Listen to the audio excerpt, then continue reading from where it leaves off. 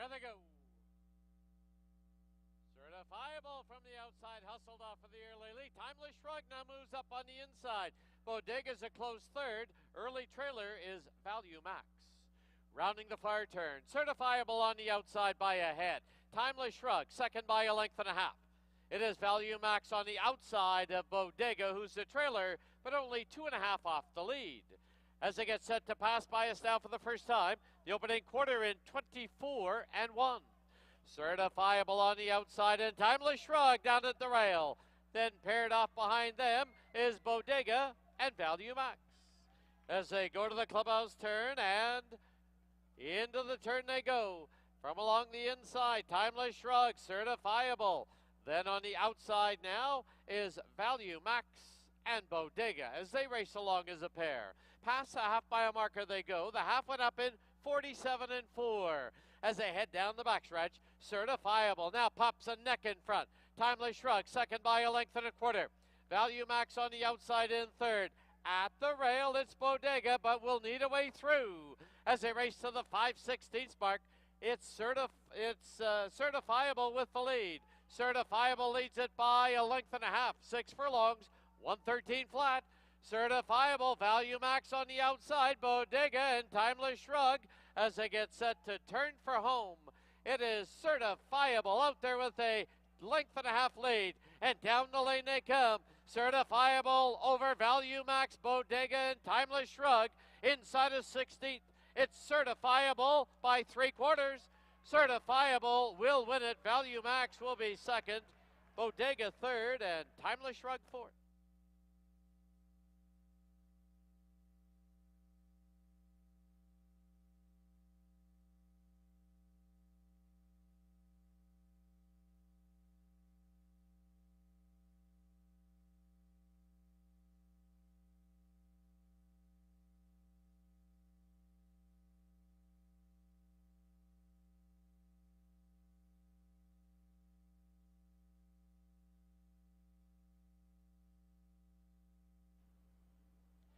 There they go. Cilarone, Ask Me No Questions. Milo's Command, and at the rail is Champiosa. On the outside is Tuxedo. The early trailer is ATM. Rounding the far turn now, it is now Ask Me No Questions out there with a length and 3/4 lead. Cilarone from the outside, second by a head. Champiosa is under a strong hold in third, currently nowhere to go. Then 3 lengths for the back is Milo's Command. Tuxedo's on his outside, and about 4 back to ATM. The opening quarter in 24 flat. As they go under the line, it is Ask Me No Questions with the lead by a tight length. Cilarone's on the outside of Champiosa. There's 2 lengths for the back now to Milo's Command and Tuxedo. ATM in 6th. As they run to the half-mile mark, the half went up in 48-4. As they head for the backstretch, Ask Me No Questions continues to lead it. Cilarone is inching up on the outside. Champiosa. Now Tuxedo's asked for run in 4th. Back to Milo's Command and ATM. As they race towards the 5/16 marker, it's still Ask Me No Questions with the lead. 6 furlongs at 113-3. 1/4 mile from home, and Ask Me No Questions leads it by a length and a half. Cilarone second by a length and a quarter. Champiosa third, Tuxedo in 4th. Then Milo's Command and ATM. 1/8 of a mile from home. He's trying to go all the way. It's Ask Me No Questions by 3. And down the lane they come. Ask Me No Questions. Cilarone, Champiosa, Tuxedo. Ask Me No Questions goes all the way. Champiosa second. It'll be Cilarone third, Tuxedo fourth.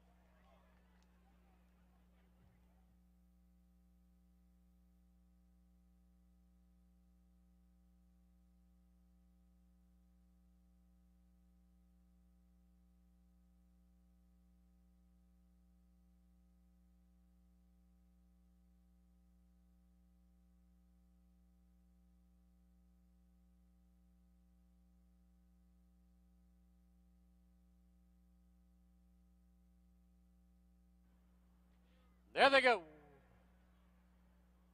Quagmire quick at the break. It opens up a 2.5 length lead. On the inside is Family Biz. On the outside, Foot Soldier. Then 2.5 for the back. Goodbye, Putin. and Barney Google. Rounding the turn, now it's Quagmire with the lead, but now Family Biz is moving into challenge. Length and a half back is Foot Soldier, Goodbye Putin, and Barney Google. As they get set to sweep by us now for the first time, the opening quarter, 24-4. Family Biz on the outside and Quagmire at the rail. They're now noses apart. They've opened up 3 on Foot Soldier, Goodbye Putin, and it's about 5 back to Barney Google. Into the clubhouse turn they go. Quagmire has the rail and a narrow lead. On the outside, Family Biz, second by 2.5. It's Goodbye Putin in third, Foot Soldier, and the trailer, Barney Google. The half went up in 48-4. As they turn for the backstretch, Quagmire on the inside and Family Biz on the outside. Paired off also is Goodbye Putin, who's a handful, nowhere to go. Foot Soldier's on his outside. Barney Google minding his business at the back. He's got about 8 lengths to make up. Into the far turn they go, 6 furlongs, 113-2. Quagmire pops ahead in front. Right there though, Family Biz not going away. Length and a half back is Foot Soldier on the outside. Down at the rail is Goodbye Putin and Barney Google as they turn for home. Quagmire has a narrow lead. Up on the outside now. Here's Family Biz, and looking for room at the rail is Goodbye Putin. Quagmire, Goodbye Putin, Family Biz. Quagmire to win it. Goodbye Putin second, Family Biz third. Foot Soldier and Barney Google.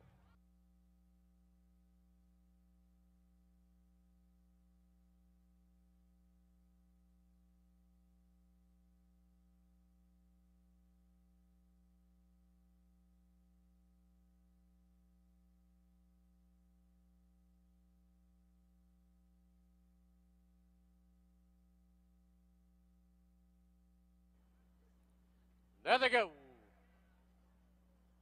Rockcliffe from the outside put on the early lead, but now Licorice moves up along the inside. Time Ticker and Lucky Force. As they pass by us now for the first time, it is Licorice from the rail by ahead. Here comes Lucky Force now splitting runners. Then Rockcliffe is relegated back to third. Time Ticker is the trailer. Into the clubhouse turn they go with Licorice. And on the outside, Lucky Force. Their noses apart.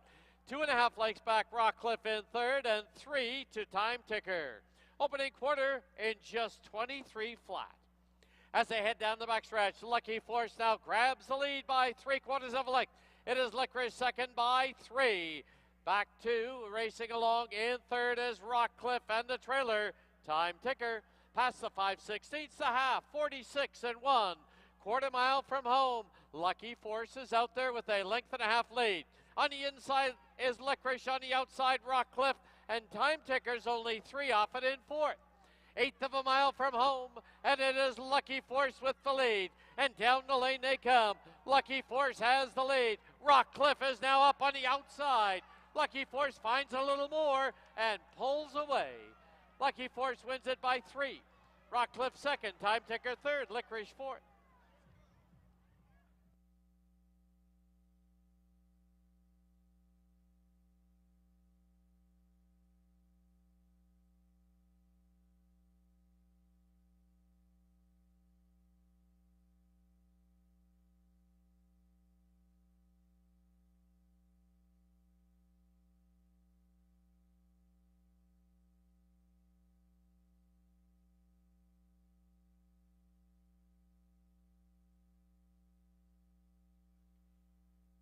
There they go. Ace off C, sent right off for the early lead. Love Above and Beyond, and at the rail is Wicked Knight.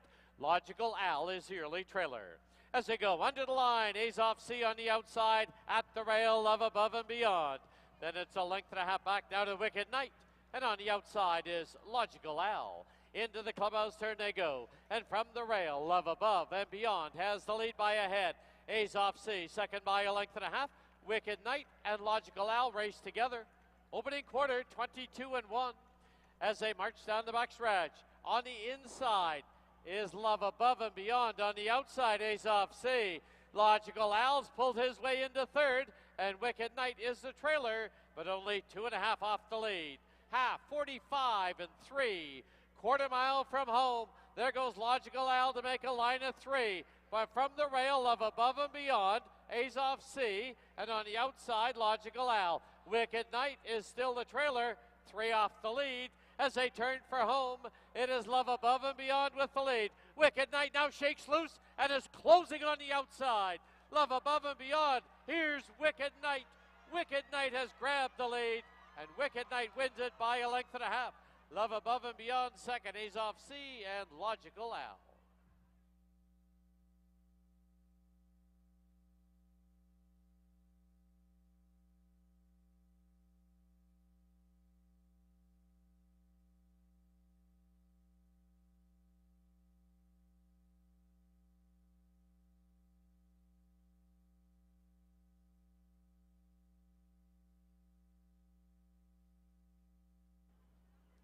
There they go.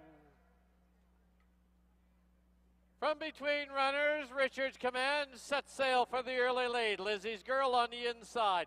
On the outside now is Zita Marie racing along in third. At the rail is Icebreaker. Then on the outside is Bellaroo, and the early trailer, Artistic Jeweler. They're on the turn, and Lizzie's Girl from the rail leads it by a head. Richards Command second now by a little over a length. It is Zita Marie in third. Length and a half back. Icebreaker in fourth towards the inside. Bellaroo's on her outside. 2 lengths further back is Artistic Jeweler. Under the line, the opening quarter. A lively 23-3 as they go to the clubhouse turn. From the inside, Lizzie's Girl. From the outside, Richards Command. They've been at each other from the bell. It's 2.5 lengths back to Zita Marie on the outside of Bellaroo, who is saving ground at the rail. Icebreaker and Artistic Jeweler. Half 47-1 as they head down the backstretch. Lizzie's Girl from the rail by a head. Richards Command second by a length and a half. Paired off also Zita Marie and Bellaroo, who'll need a way through. Artistic Jeweler's pulling hard. Trailer now is Icebreaker. 6 furlongs, 112 flat. Quarter mile from home, and Lizzie's Girl on the inside still with a narrow advantage. Zita Marie loops up 3 wide. Looking for room on the inside is Bellaroo. There goes Artistic Jeweler. She's coming 4 wide as they turn for home. Artistic Jeweler has now taken command, and down the lane they come. It is Artistic Jeweler. Bellaroo's on the outside. Artistic Jeweler will win it by 4. Bellaroo second, Zita Marie third, Lizzie's Girl, Richards Command, and Icebreaker.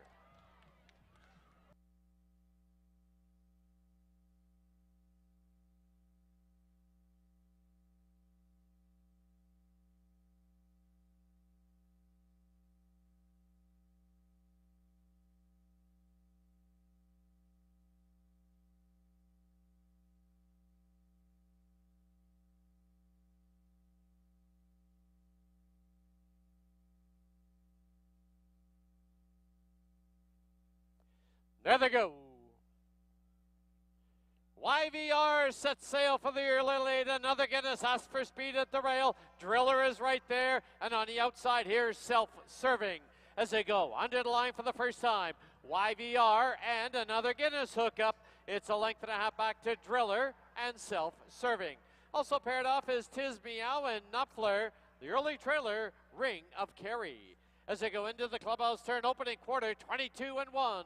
Past the half-mile marker they go. And on the inside, another Guinness. On the outside, YVR. Length and a half back is Driller. On the outside is Self-Serving, about 2.5 off the lead. Followed by Knopfler. Tiz Meows at the rail. The trailer, Ring of Kerry. As they go by, 5/16, the half, 45-3. And now a quarter to home. YVR has the lead, but Self-Serving is now the danger on the outside. Knopfler's worked his way into third. Another Guinness, Driller, Tiz Meow, and Ring of Kerry. 1/8 of a mile from home, and YVR has the lead by 2. And down the lane they come. It's YVR, Knopfler, Self-Serving, Driller, and on the outside, Ring of Kerry, but YVR is gone. Wins it by 2.5. Knopfler is second, Self-Serving third, Driller fourth. Fifth goes to Ring of Kerry.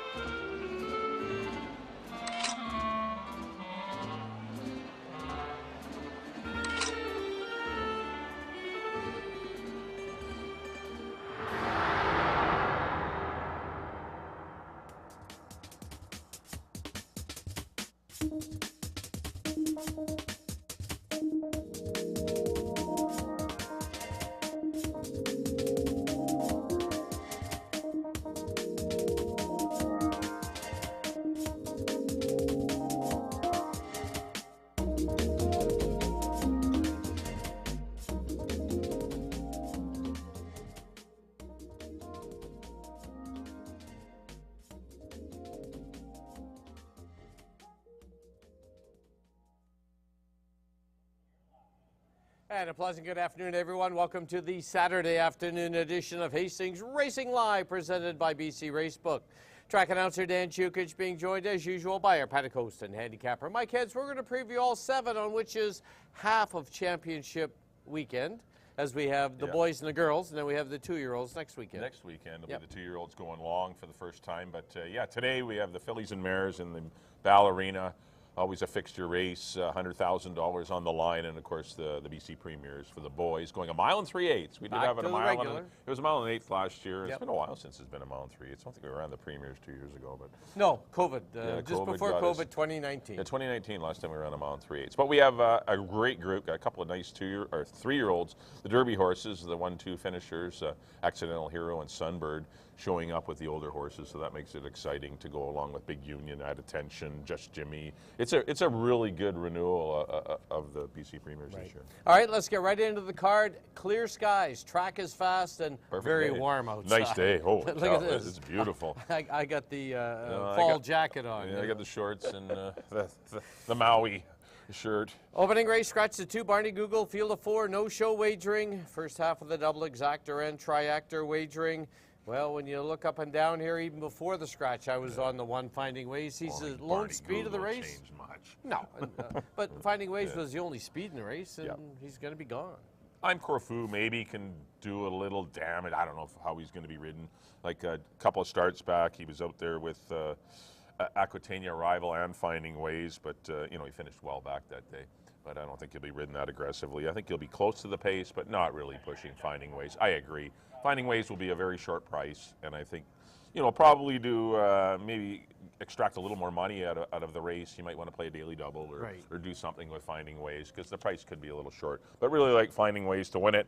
I did put I'm Corfu in for second, and put in Star Entry for third. I put the Sharp Racing River in there. Yeah, why not? He's had a great season so far, and just seems to, no matter where they place him, he just comes to play. Yeah, he was off a little slow last time, but if he's a little keener early, he can make things a little miserable for Finding Ways early in the race, but we'll see how it all plays out. But Finding Way, definitely your horse to beat. This horse goes down there at 16 all the time, and he's just a nice horse. All right, the opener. We agree on the 1, Finding Ways. On to race 2 now, field of 5. They're going to go 6.5, exactor try, and the dollar pick 5 starts here. There's no carryover. They are maidens. Good luck. I know. I headed to the 4, Dapper Dawn. I'm going to try and get him home. He's been so close to those last few starts. The horse to beat, obviously, is the 2, Stanford North. That's why I've gone to Stanford North, dropping from the maiden 8 down to the maiden 4. Ran into a good Barbary Bandit last time, and that horse was well met that day, and ran around there in 118, which this won't be the final. It'll be my 18 and change maybe. This horse can maybe do a 119, and that probably is good enough to win. So I'm going to take Stanford North. I agree with your Dapper Dons. Not often you can jump all over 7-year-old maidens, but I think he's a horse you do have to use in here. And I put the 1. I was between the Flyboy Jack, the firster, and the 1 Showman. Yeah, there's not a lot to attach yourself to in here. It's a bit of a guessing game, and I tried Stanford North. All right, race 2. Mike's going to the 2, Stanford North. I'm going to head to the 4, Dapper Dawn. On to race 3. Now it is the 44th running of the Ballerina Stakes. Field of 5, fillies and mares are going to go 1 mile and 1/8. Exactor try, pick 3 wagering. I think the race goes through. Infinite Patience are on scale weights here. Yeah, it's going to be tough. She drops weight from her last race down to 124, and they got to beat the gal. Yeah, the time to get her was last time when she had packed 128 pounds, and they didn't get her. So it's tough to say that someone's going to jump up and beat her today. Right. Above averages numbers. She ran very well in the BC Oaks. Her numbers are lighter than Infinite Patience. She would need a Herculean performance to defeat Infinite Patience today, but still above average is interesting, as well as Weeby 3. Always runs good. I mean, those are the 2 horses behind Infinite Patience. Pretty Area, also sharp right now. That horse ran really good last time. I know it was just a 25 non-4, but this horse did show me a lot. Had some adversity in that race, and struck some trouble, and still managed to await room and blast through for the win. I thought it was a really good run for the Ironside Stables, Brian Bood Ramsing and Rob Van Overshot. But strictly for second or third, though, Infinite Patience. All right, race 3, 44th running of the Ballerina. We agree on the 3, Infinite Patience. On to race 4 now, claiming event. $25,000 is the tag, up to 32, 6.5, exactor try. 20-cent pick 4 starts here. this race just cries out for a speed horse. Who's going to the front? I think the one could be setting the pace, Set to Shine. He should be going out there. Set to Shine should be on the lead. There is no speed in the race. Amadeo took the horse wire to wire back on May the 20th. Why wouldn't you try it again? Scott Williams did earn the win in a race that was run, quite an oddly run race. Ironically, the only race Infinite Patience has lost in the last 2 years was that day. So he does have quite the accolade, one of the few horses to beat Infinite Patience ever was Set to Shine. But yeah, good opportunity for Set to Shine just because of the pace. Smart lad, very live in here also. Silvino Morales rides. This horse won't be far away either. This horse will be right close to the pace. And the Gator gets back to a sprint. Yeah, I think it's 1, 2, and 5. I mean, those are your horses in here. Wandelita's a nice mare taking on the boys. Prince Cairo wants more ground, but his races just don't fill. I mean, this was not the spot that John wanted to be in, obviously. But you can't keep working horses and not running. It's been since September the 10th. It's already been a month since he's run, and prior to that, it was a month and a half. I mean, it's just been hard to get races to fill for Prince Cairo going along, and forced to sprint in here. Obviously it's come up a little tough, but I do like Set to Shine. I agree with you. All right, 4th race we agree on the 1. Set to Shine kicks off the pick 4. On to the 5th race now. Field of 6 to go a mile in the 16th. Exactor Tri Superfecta late pick 3 wagering starts here. I know we disagree here, but these $4,000 fillies and mares are going to go long. I think there's a lot of chances in here. Yeah, they're 2-5-6 for me. Those 3 horses shine above everything. 2-5-6. I mean, I think that's all you need in here. I like the 5 a lot. I like Ostracized. I think she's the best mare in the race, and I think she will prove that. She was reclaimed. Actually, there's been a bit of a claiming war with Ostracized and Edgar Mendoza and Rob Maben. But this horse is, as is Miss the Hype, keep trading back and forth. But Ostracized, I think, is the best of the 3 horses. I put To Be Sunny, who's sharp, though. This horse is in good form. And looked good in winning last weekend, though. It was just a week ago, so it's a little, And retains Amadeo, too, though. Yeah, but you're coming back in 7 days. You know, is that same race going to surface? If it does, it's just going to be tough. But, I mean, it's usually you need a little more rebound time after a hard win like that, and 145 and change. But she's a big strapping mare, though, too. 5-2-6 for me. All right, race 5. Mike's heading to the 5, Ostracized. I'm going to head to the 2. To Be Sunny. On to the 6 now. It's the $100,000 BC Premier's Grade 3 event. A mile and 3/8. They pass under the line 3 times. First half of the late double exactor Tri and Superfecta wagering. Good race. I'm going with the old-timer. By old-timer, he's 6 years old, but he just comes to play all the time. That's at attention, but certainly others in here with a shot. This is a good race. This is a really good race. It's my day. He ran second. I know. In the Speed Despair. I mean, At Attention had a terrible trip that day. At Attention would have been better, but still. It's My Day showed that he's a good 1.25 mile, 1 3/8 type horse, so he is interesting. I agree with At Attention. He is the horse to beat. He's the most versatile horse. He can put himself in a good striking position. He can sit just off of Sunbird. He probably will be placed forwardly. He has some pretty good gate speed, and he likes to get in play. I mean, last time out, I know he got beat by Big Union because he doesn't corner. He doesn't corner all that well. He's a big, long, strapping horse. At Attention. And the track that day, a little loose. It was not tight. They were running slow over it. And he, I wouldn't say that was the best track for him. And I think he's got a little tighter track today because it's obviously a month later. There's more moisture in the air. Therefore, there's more moisture in the track, and it doesn't dry out as quickly. I think he'll be very good today, and I think At Attention will be tough to beat. But I do respect the 2 Derby horses, Accidental Hero and Sunbird. I think Sunbird of the 2 is the better. Right. I know he lost, but I think the dynamics of the race caused him to lose. There was only 5 horses in the race, and Accidental Hero got a perfect trip sitting in behind him and stalking the slow pace, and just did run him down by about 6 or 8 inches. I mean, it wasn't much between them. No. But with more horses in the race, Accidental Hero isn't going to get that same trip. And if he does, congratulations to Accidental Hero. But I do believe Sunbird will be tactically advantaged in here, and I think he will be he's the second best horse for me.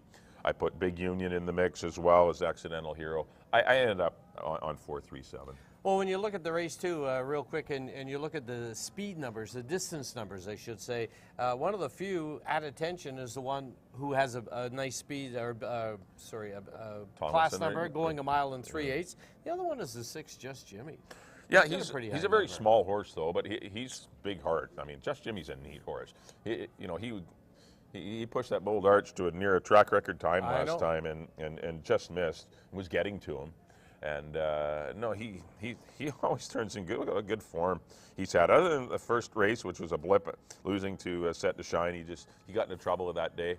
But after that, he's just been brilliant all year long. This is obviously a much tougher test for Just Jimmy, and the mile and 3/8 is a new, it's a new curveball thrown at him. But he is a tiny horse, but he is.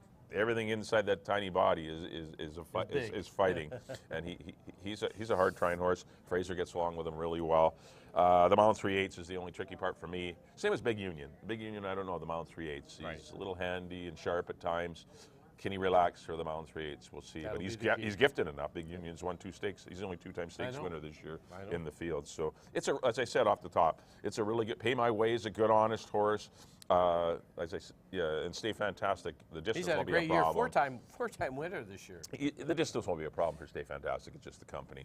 But a really good running of the BC Premiers this year. But I did go 4-3-7. All right, race 6, the BC Premiers. We agree on the 4 at attention. On to the 7th and final event, field of 8. Exactor tries, Superfecta, Super High 5 wagering. Once again, no carryover. 6.5 furlongs. I think you can put a blanket over these. I know Lasting Light is probably the best horse in the race. No wins so far this year. And there's others that have won 2 and 3 times. So just a tough race to try and decipher. Yeah.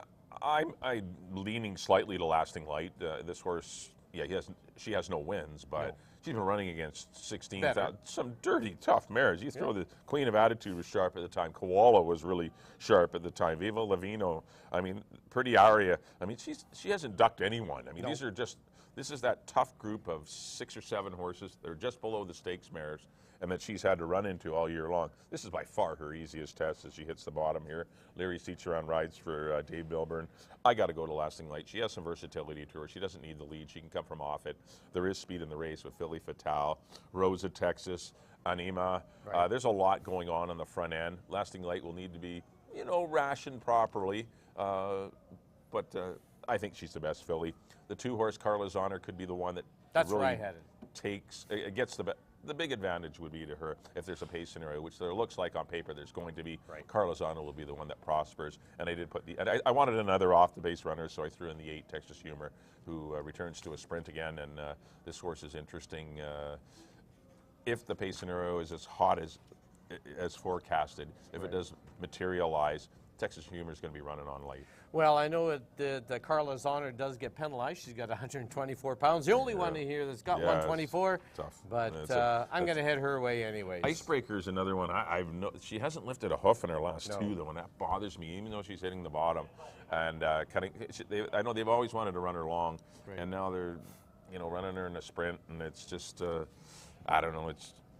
I can see her winning. I wouldn't want to leave her out. That's what I say. This is a tough race. No, there's a lot going on in here, and Rosa Texas is very fast if she can clear. Like there are mares in here that are very, they're opportunistic. If they get the right kind of trip, they win, and but we'll see what kind of trip they get. But it looks like because obviously we can't wager going into the first turn, but and see how things are sitting. But I really think Lasting Light is the most versatile of any of the 8 horses, and can adapt to any kind of situation and be able to win. All right, 7th and final event. Mike's heading to the 3, Lasting Light. I'm heading to the 2, Carla's Honor. That wraps up the Saturday afternoon edition of Hastings Racing Live, presented by BC Racebook. No live racing tomorrow. We're going to give you tomorrow off, but we're back on Monday. Turkey Day tomorrow. You're going to have dinner at home. No, not till later. Not Tuesday, I believe. Everyone's busy around the house. But we're back at you on Thanksgiving Day here, Columbus Day in the U.S. So and, of course, Santa Anita's going, so it should be a good day of racing. Yeah, it'll be a good day on Monday. That's our next live card. We have 7 races for you on Monday, once again starting at 2 o'clock. All right, as we leave you, here's a complete look at our selections for today's card. Till Monday, good luck, everyone. Have a good day.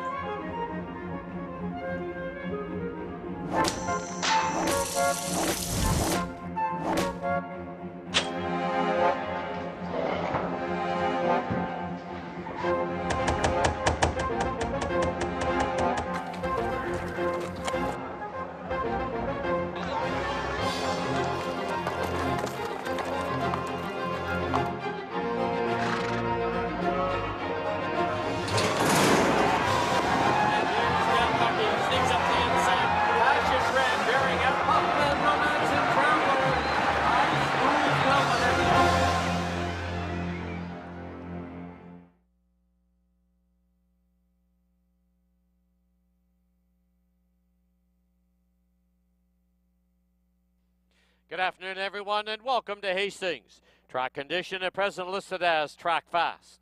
Special welcome to everyone joining us for our Saturday card. Now please turn to your official programs for this afternoon's corrections and changes. In the first, scratch number 2, Barney Google, there is no show wagering. In the second, number 3, Flyboy Jack, 2 pounds over.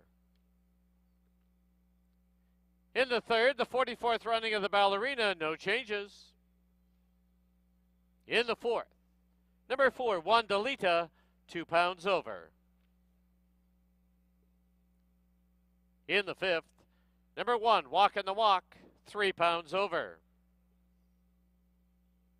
In the sixth, number 1, Pay My Way, 2 pounds over.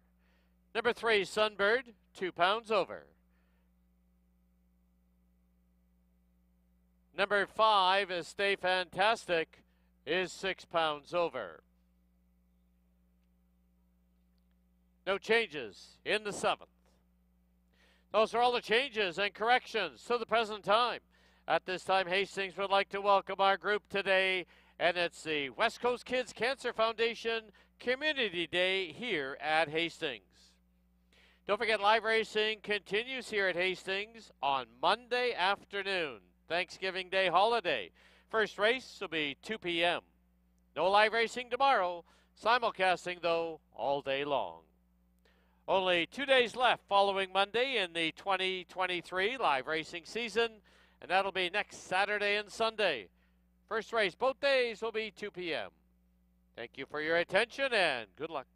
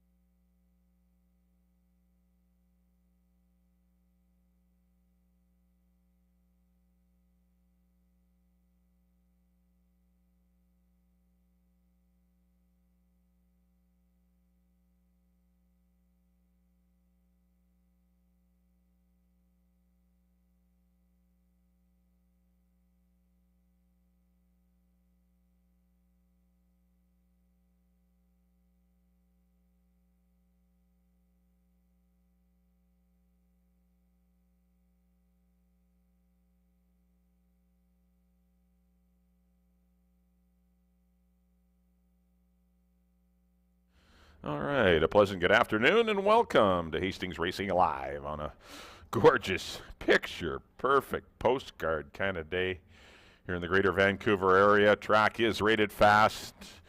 Temperature in the low 20s. Very minimal breeze. It's just a great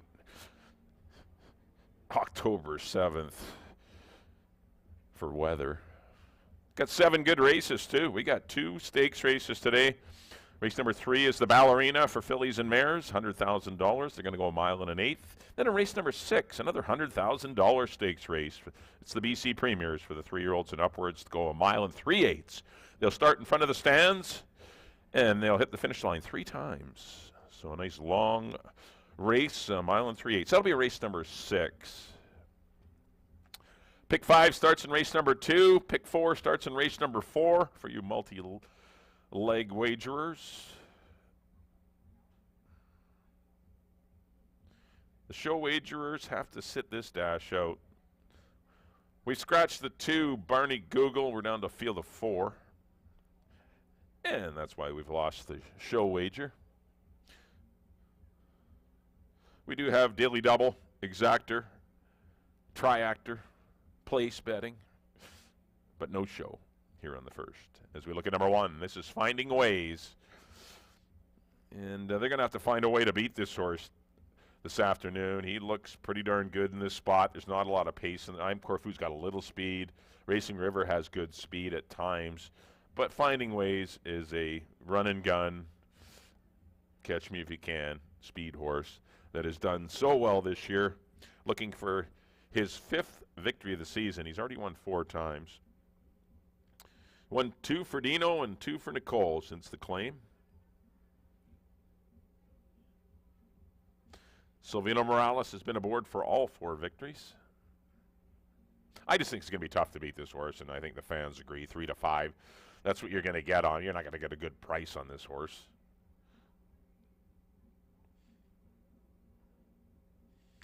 I've searched, you know, I'm the first to try and beat these kind of horses, but I couldn't find anyone. I guess if the 1, 3, and 4 went crazy on the head end, Star Entry could perhaps be a player. But that's the only scenario to make Star Entry a winner. But that's if 3 horses go crazy on the head end, which doesn't happen very often, but it can.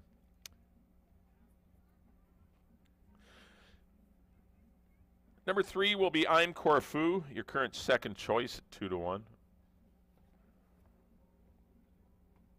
Dropped into this condition last time. They ran into Finding Ways in Racing River and didn't fare well. Didn't get the best of trips from an inside draw, though. This is a better post for him. He got covered up in behind the speed and then tried to go through on the inside. It was just things went wrong that day for I'm Corfu with the trip. I think he's going to get a far better trip today. I look for him to sit 2nd or 3rd in behind Finding Ways, and I think he can run on well. He's a pretty classy dude that's won 9 times throughout his career. Has 8 seconds and 11 thirds. That's 28 times in the money, almost half. He's 1, 2, 3 throughout his career. He's an 8-year-old now. Looks great here in the paddock. Brian Boudram back aboard for the Hastings Horsepower and Middlelouche Stables. And trainer Pete Milburn, Dave's younger brother. Next up's the 4. This is Racing River.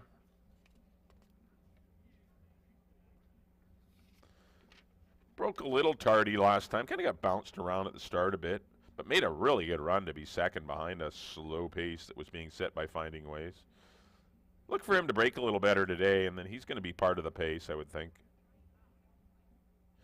Rich Balgobin's been getting along with him very well. He's been aboard for 2 wins and a second on the Son of Lent. He's a big skookum guy that's, when he gets on a roll, he does well. When he's in that groove, because he can get out of that groove in a hurry. As you see last year, he was just 1 win from 11 starts. This year, he's 8 starts, 3 wins, 2 seconds, and a third, and probably going to hit the board again in here. So, it's been a very good season for Racing River, for Michelle Roberts-Henson and Mark McGinnis and trainer Robbie Henson. There's a good look at Racing River at 4 to 1. Rounding out the field to be number 5, this will be Star Entry.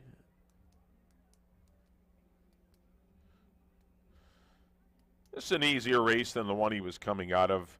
I know it's the same claiming price, but Stay Fantastic rookie year and Broken are far better horses than obviously I'm Corfu and Racing River. Maybe not Finding Ways sprinting, but he's a back marker early. He's just going to need to see some pace up front. If he gets that if somebody bothers finding ways and makes him a little weary, a little weary in the stretch, then Star Entry is really the only closer in the race. He won't have traffic problems. There's only 4 of them in here. Only got to go around 3 horses.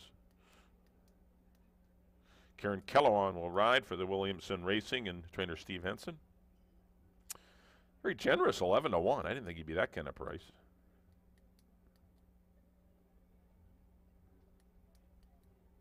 He does own 2 wins at the distance.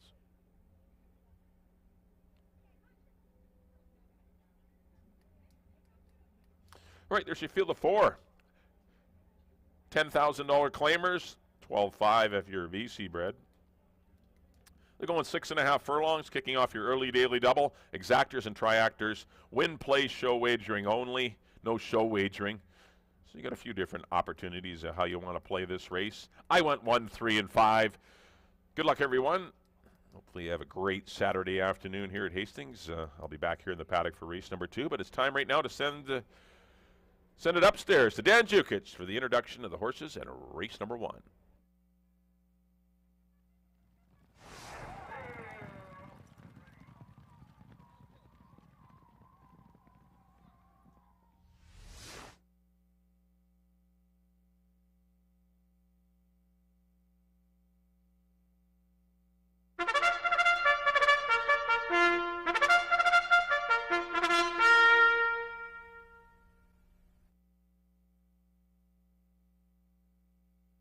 The horses on the track at Hastings for the open air field of 4. Scratch the 2. They're going to go 6.5 furlongs.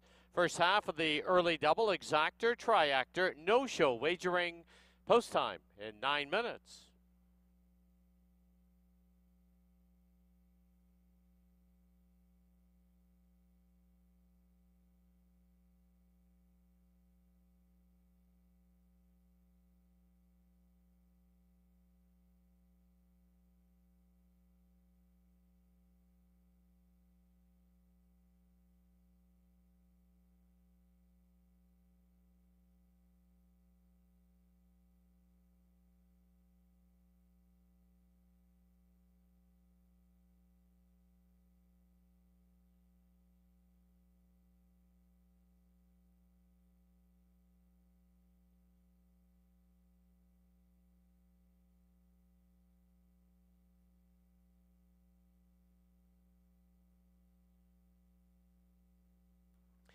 On parade number 1, Finding Ways, owned by the Mainline Stables, the rider Silvino Morales.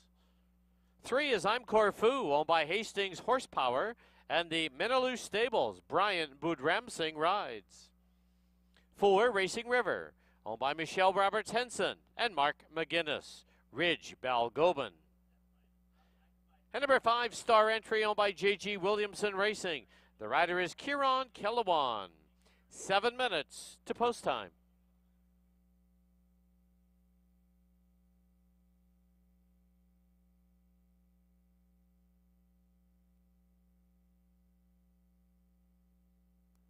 As we kick off our older championship weekend with the fillies and mares and the boys, let's go down to the paddock area and Bailey Williams. Thank you, Dan. And what a beautiful Saturday afternoon to kick off the Thanksgiving long weekend. Hope everyone here is excited and looking forward to great 7 races here, with the 3rd and 6th being the feature on today. In race number 1, I'm heading to the 1 horse Finding Ways, myself along with all the other analysts, currently 3-5 on the tote board. This horse does some serious front end running and is very tough to get past if he can get that lead. Has the rail advantage. Silvino Morales knows this horse very well, gallops him in the mornings. They had a nice work in between that last race and today's start, a nice half in 47-3. I definitely think he is the one to come and catch and beat here today. Number 3, I'm Curfew. We'll be hoping to see a little bit of a pace duel if Racing River potentially tries to go with Finding Ways, and he can tuck in behind those 2 early on. And Racing River is my 3rd choice in here. He's been ultra consistent this year, 8 starts, and he's had all 6 in the top 3. And like when this horse draws near to the outside, if you watch this horse come down the lane, it helps him to have a horse on the inside to keep his focus. He does get a little bit lost looking to the crowd. So I went 1, 3, 4 here in race number 1 to get your day started. You have 5 minutes to make your wagers. Best of luck.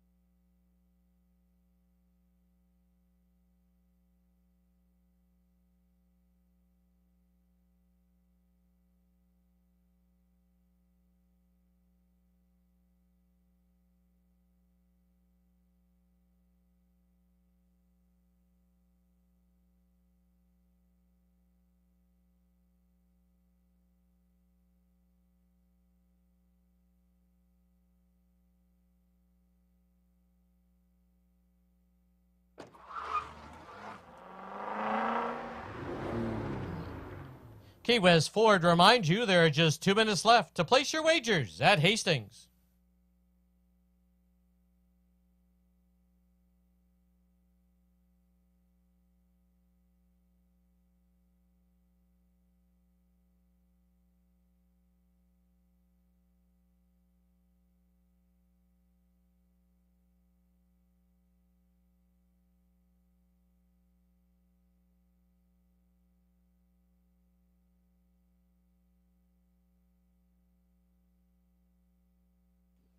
Under 2 minutes to post time at Hastings.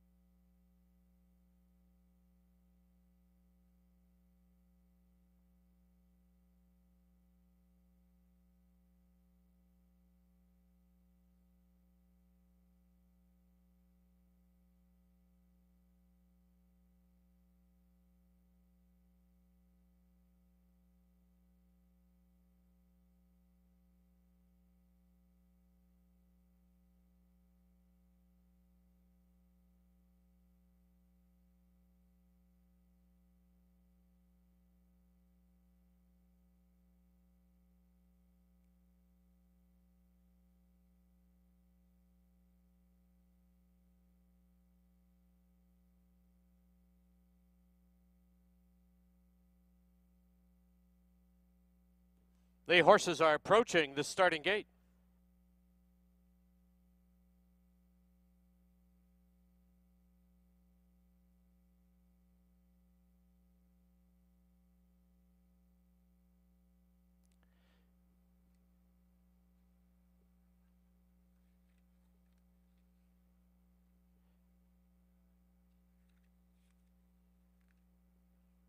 At this time, just a reminder, today is West Coast Kids Cancer Foundation Community Day here at the races.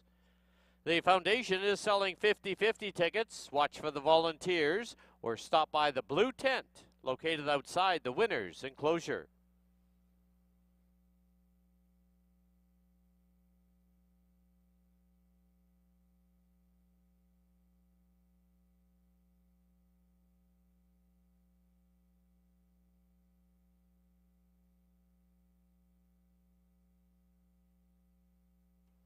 The horses have reached the starting gate.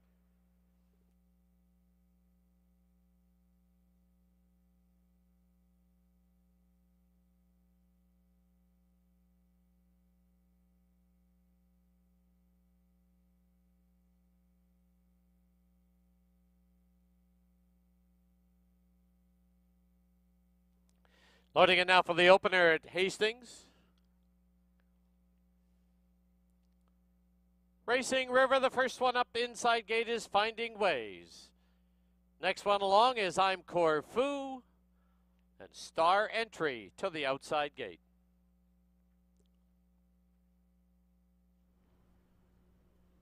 4 in. They're at the post. There they go. Finding Ways from the rail, off for the early lead. Right there is I'm Corfu, Star Entry. And missing the break a little bit was Racing River. As they go under the line for the first time, it's Finding Ways with the lead now by a half. I'm Corfu, second by 2.5. It's Star Entry in third, and Racing River is the trailer, about 6 off the lead. Into the clubhouse turn they go, opening quarter, 22-3. As they run past the half-mile marker, Finding Ways takes the field to the backstretch with a neck lead. It's I'm Corfu shadowing on the outside. They've opened up 5 on Star Entry, and 4 more back is the trailer, Racing River.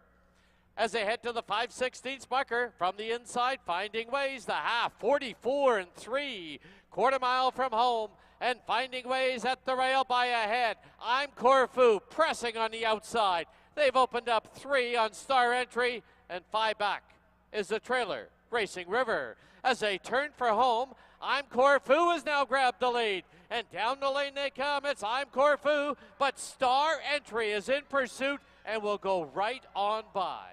Star Entry, after the fast pace, gets the job done. Wins it by 2.5. I'm Corfu, followed by Finding Ways and Racing River.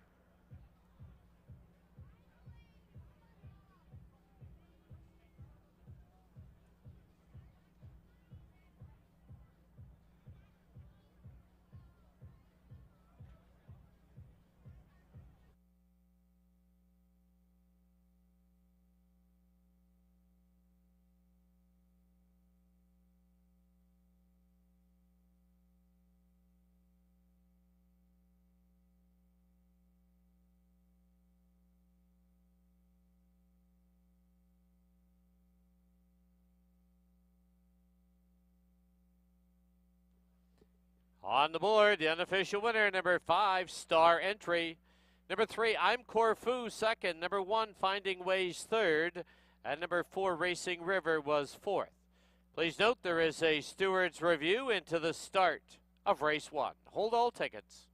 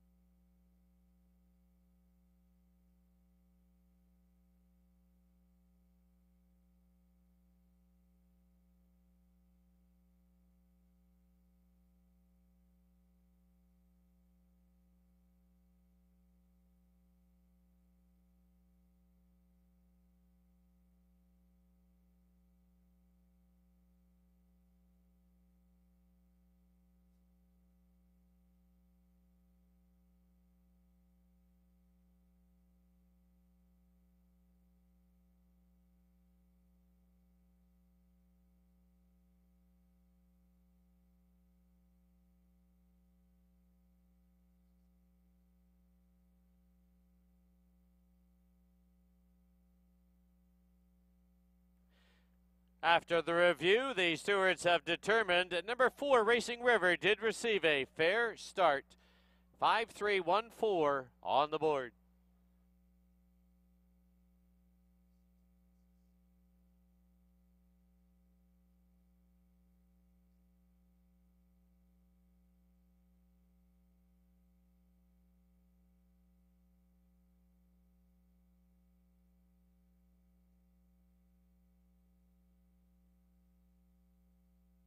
Please note the opening quarter on the board should read 22 and 42 100ths. In the winner's enclosure, the winner of the opener, number 5, Star Entry. All by J.G. Williamson Racing, trained by Steve Henson, assisted by Robbie Henson. Winning riders, Kieran Kellawan. Star entry is a 4-year-old gelding by Hooray for Hollywood, out of Star Catch. Bred in California by George Krikorian.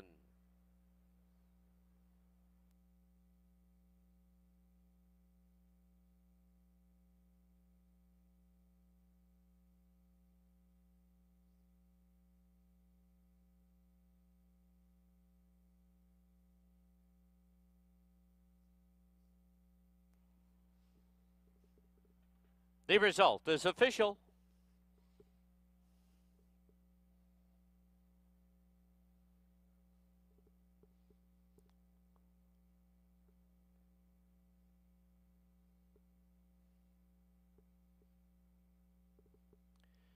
The $2 exactor, $139.90.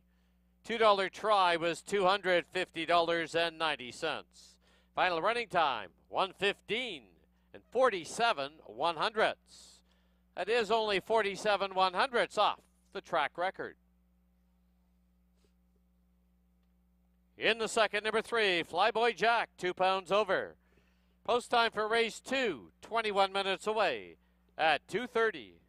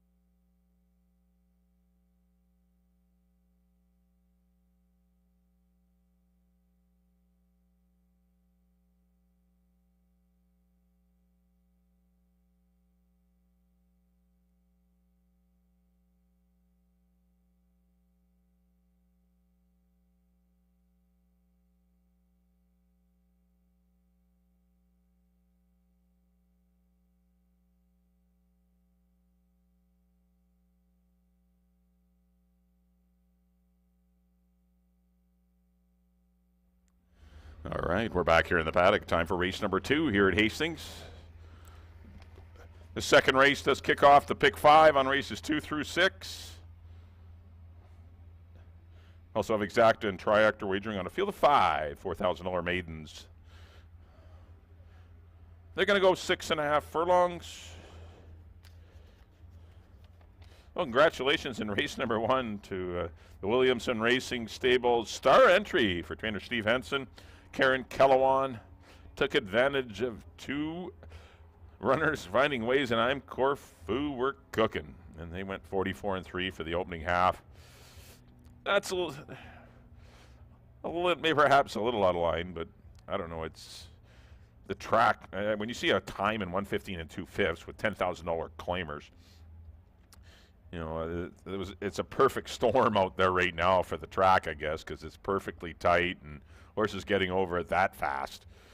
You know, what would really good horses run in 1:14 or 1:13 today? You're going for 6.5 furlongs. But either way, they were cooking, finding ways. Don't care what the fractions were. They were hooked, and they were going on, finding ways. I'm Corfu won the pace battle. Did lose the war in the end to star entry, but congratulations to Karen Kellowan, Steve Henson, and the Williamson Racing Stable is star entry at 11-1. You don't get a $250 triactor very often in a 4-horse field, but you got one today if you had $2 on the 5-3-1. All right, number 1 is Showman. Just missed in his last at 12-1. That was the time to get him at 12-1. You get 6-1 today right now, but yeah, that was a tough luck loss to Devani. Final time was fine, 1:19.3. That's about what these horses generally go in, 1:19 and change. He's got the rail. He doesn't need the lead, but he's going to definitely be out, part of the pace. Don't know if he's as fast as Stanford North. We'll find out. But 6-1 on Showman for Mr. and Mrs. Harold Barabee. Number 2 will be Stanford North. There he is. I think he'll go off as the favorite. He's currently 4-1. He was hooked with Barbary Bandit last time. That horse chewed him up and spit him out. And he checked in a distant third that day, did Stanford North. But that was for 8,000 maidens. He's down here for 4, so this is easier company for Stanford North. And this is the easiest he's ever faced. Silvino Morales back aboard for Mauro Comasoli and trainer Dino Condolinos. I took him to win it. I didn't know where to go in here. I'm not a big fan of anyone in this race. I got to make a pick. As a handicapper, you can't love all 7 races. If you do, you're tricking yourself. But I do have to make picks for all 7 races. And this is a race that I just, a lot could happen in here. There's no one that's really you can throw out. All 5 horses could win this race. All 5. Because they are that comparable in ability, not just because any horse can win any race. This is because there's no standout in here. And just whoever gets a little lucky with the trip, gets the right journey today will win the money. But there's Stanford North, currently at 5-1. I don't think you're going to get that. It'll be closer to 8-5 or something. Number 3 will be Flyboy Jack, a firster for George Gilbert and Barb Heads. His works have been decent. Got a couple of 101s back in June. His comeback works in September are, on the average side, but he worked good out of the gate in 1:16.2. I did see that work. He showed pretty good speed. He wears blinkers and a shadow roll. I would expect him to be forwardly placed. Amadeo Perez will be aboard. Anytime you get leading rider, that's not a bad thing. 5-2, there is some interest in him. He's second choice in the daily double pool as well, with Stanford North being the heavy favorite. But there's a better look at Flyboy Jack. So they're going to make their final lap here in the paddock before riders up call. Number 4 will be Dapper Dawn, 7-year-old. He's the elder statesman of the group. He's just missed in his last 2. He's sitting on a win. I wouldn't blame if you took him and that was the one you liked. I don't blame you. I don't mind him at all. I did take him to win last time. I have him in the second spot today. He's definitely live in this spot. That's the 4, Dapper Dawn, with Jose Gomez for owner-trainer Jean Lavallee. Number 5 will be Borrowed Equity. Took some early money and still continues to take some money for Sandra Corson, who's the owner-breeder. Trainer Mel Snow. Distant second behind Self-Serving and a maiden 8-grander back in June. Been away from the races for a while, but his 2 comeback works are quite good. He wears an extended blinker over that outside eye. So he's got a perfect post. Well, if you have that kind of equipment, you really don't want to draw the inside. So he's come back with a working 48 and then a 101 flat out of the gate is Borrowed Equity. Doesn't seem to have speed, though. He's kind of slow away from the gate. We'll see how it all plays out here in 9 minutes. Good even betting board. You got 3 3-to-1 shots right now. The 5 horse is your 2-to-1 favorite, and the 4 Dapper Dawn, who is a very good shot in here, is currently residing at 6-to-1. So it's a good betting board here in race number 2 as we do kick off the pick 5. Don't forget you pick 5 players. You got 9 minutes to post, 9 minutes to figure it all out. Get those wagers in on your pick 5.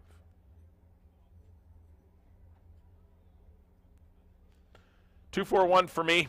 But as I said, the 3 or the 5 could win as well. I know it's a bit of a cop-out, but yeah, this is an evenly matched field. Going to be a good one. Enjoy race number 2.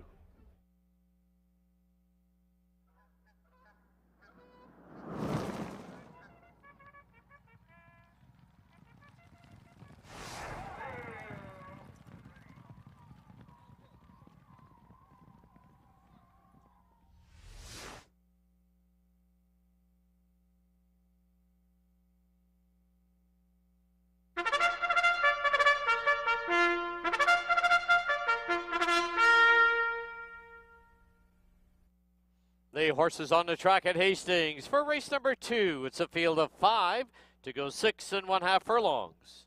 Exactor, Triactor, and $1 pick 5 wagering. There's no carryover. Post time in 8 minutes.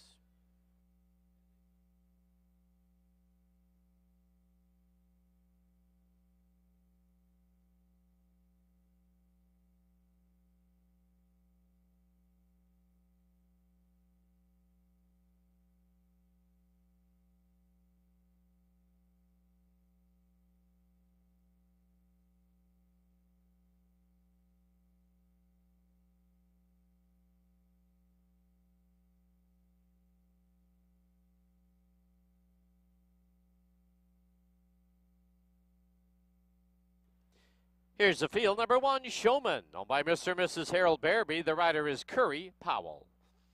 Number 2, Stanford North, owned by Moro Comensoli. The rider is Silvino Morales. Number 3 is Flyboy Jack, owned by George Gilbert. The rider Amadeo Perez. Number 4, Dapper Dawn, owned by Jean Lavallee. The rider Jose Gomez. And number 5, Borrowed Equity, owned by Sandra Corson. The rider is Brian Boudramsing. 7 minutes to post time.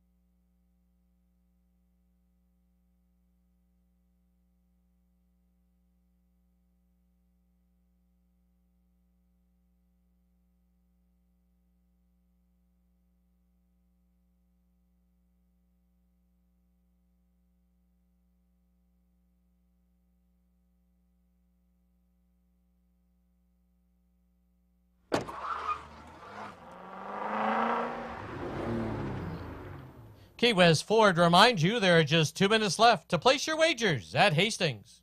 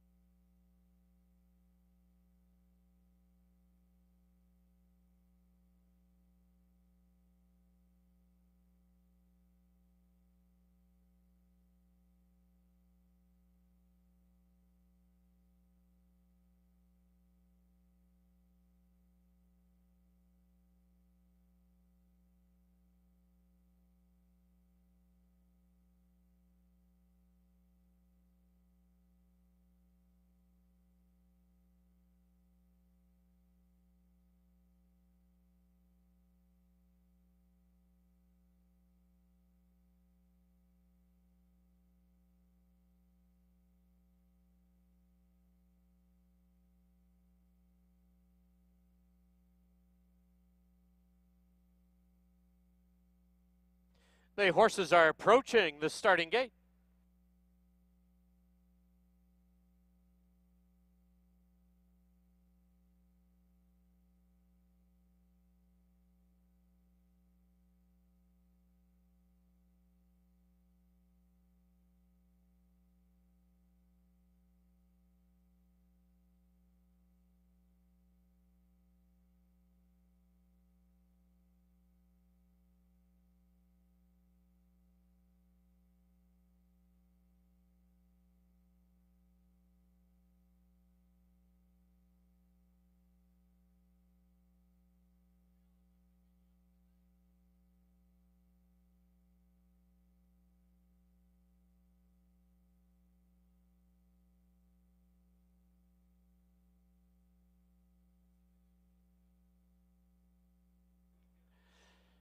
Loading in now for the second at Hastings.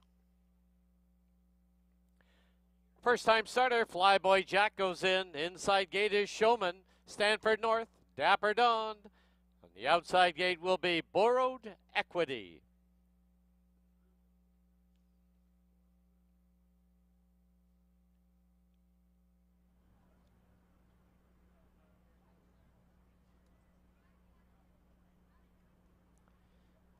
Borrowed Equity up and in, 5 in. They're at the post. There they go. Stanford North is quick at the break and on the early lead. Showman now drives up along the inside. Flyboy Jack, first time starters into the bit. Then 3 lengths back is Dapper Dawn and Borrowed Equity. Under the line it is Stanford North with a short lead. Flyboy Jack up on the outside. It's 2 lengths back to Showman, about 4 to Dapper Dawn and 2 to Borrowed Equity. Opening quarter was 22 and 3. As they run past the half-mile marker and head for the backstretch. Stanford North's out there by 2. Chasing in second is Flyboy Jack. Showman is third by 4. Dapper Dawn sits in fourth, and Borrowed Equity is fifth. As they head towards the 5/16 marker, it's still Stanford North out there with a length and 3/4 lead. Chasing in second is the first-time starter, Flyboy Jack. 3 back is Showman, then Borrowed Equity, and Dapper Dawn yet to get underway. The half and up in 46 and 2. They've reached the top of the lane. They're homeward bound, and it is Stanford North on the inside, but here's Flyboy Jack putting in a challenge on the outside. Flyboy Jack now takes the short lead. Stanford North set the rail. Flyboy Jack, Stanford North. Flyboy Jack debuts as a winner. Stanford North second, Borrowed Equity third.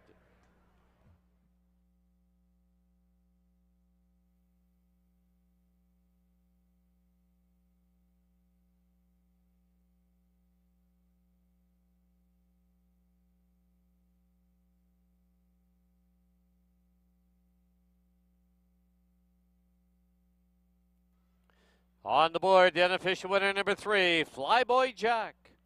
Number 2, Stanford North, second. Number 5, Borrowed Equity, third. Number 4, Dapper Dawn, fourth. 3, 2, 5, 4, unofficial.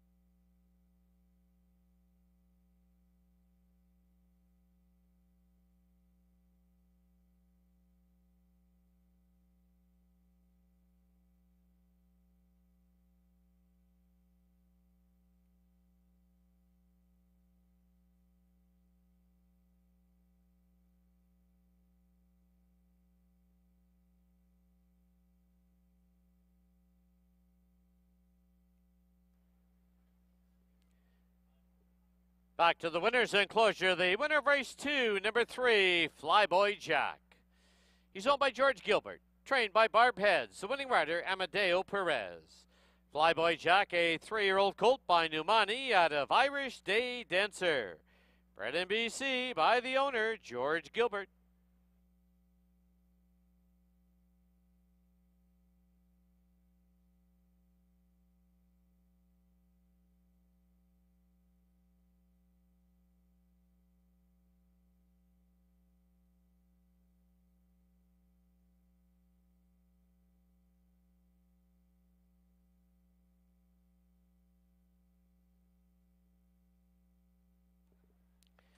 The result is official. The 3-2 $2 exactor was $24.80. The try was $62.90. And the double, $137.90. Final running time, 1:17 and 97/100ths.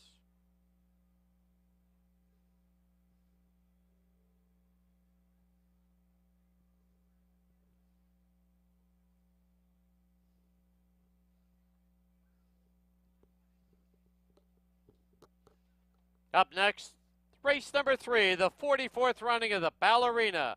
$100,000 guaranteed. Field of 5 to go a mile and an eighth.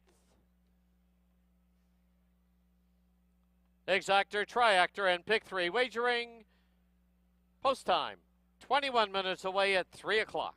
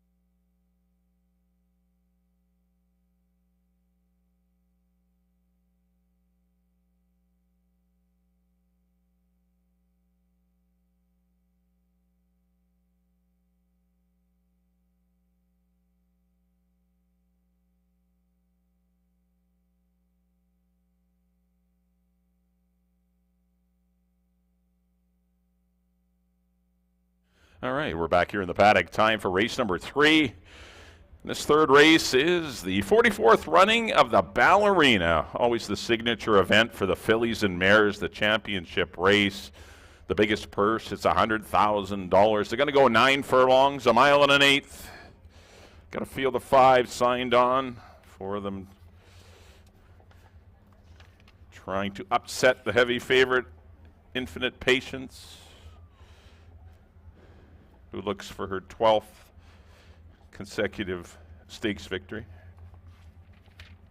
Well, back on race number 2, congratulations to George Gilbert, Barb Heads, and Amadeo Perez. It's Flyboy Jack. He was very good at first asking, just running by a very stubborn Stanford North, and we definitely have a fast track today as they stopped the timer in 1:17 4/5 for the maiden $4,000 claimers. But good run from Flyboy Jack. Kick off the pick 5 had a nice 9-2 mutual. And on screen, we're looking at number 1. This is Daphne.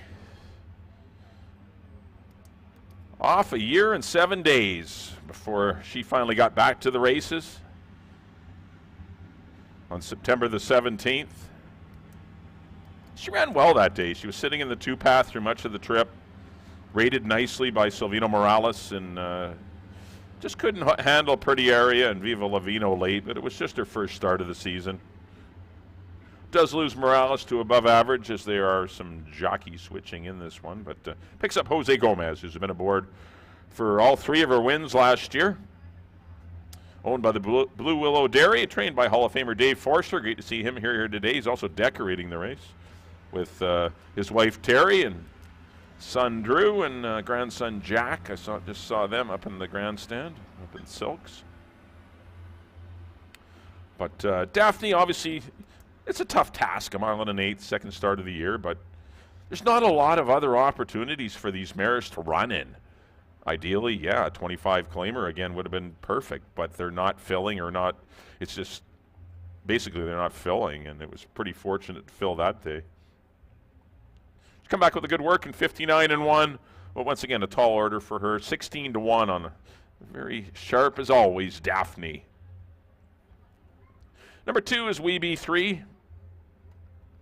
Back-to-back runner-up efforts behind Infinite Patience in the BC Cup Distaff and the Delta Colleen. Did get 7 pounds from Infinite Patience last time and didn't really threaten her. I mean, she was in a good spot. She's the only one, though, that can turn the tables. I mean, she is gifted. She's really nice. She's a 2-time stakes winner this year. She won the Emerald Downs and the Monashi.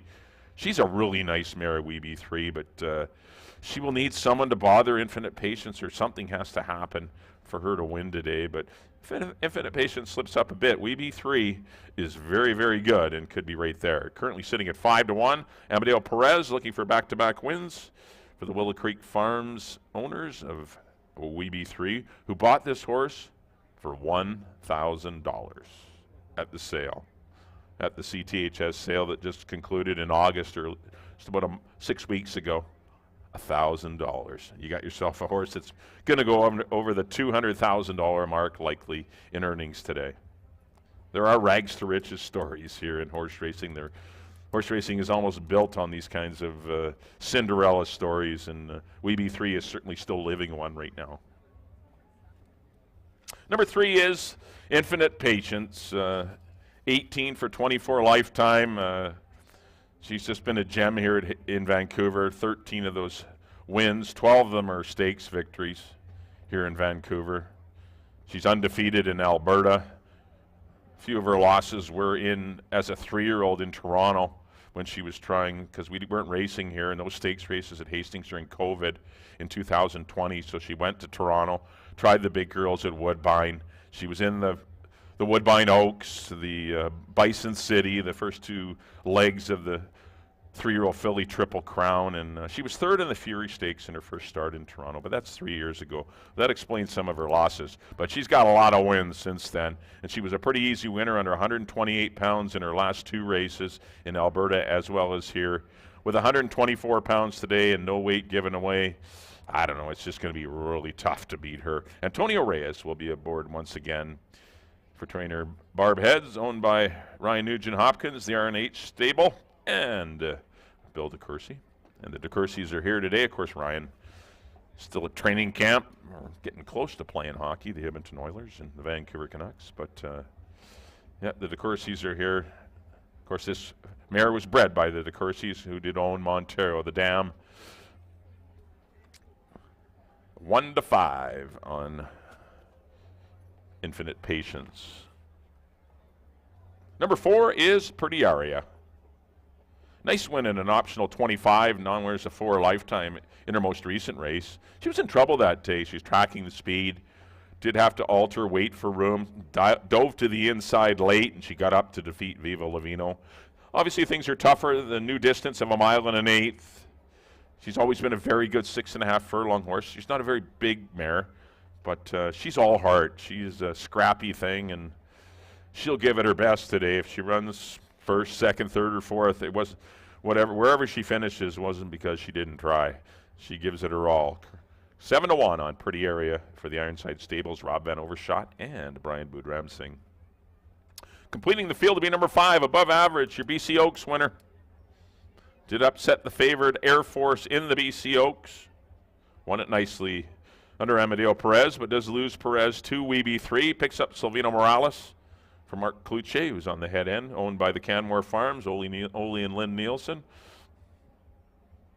Good work since the Oaks in 1 minute and 3/5. No other races to run in. She was good after the Oaks, so why not give her a shot in the Ballerina?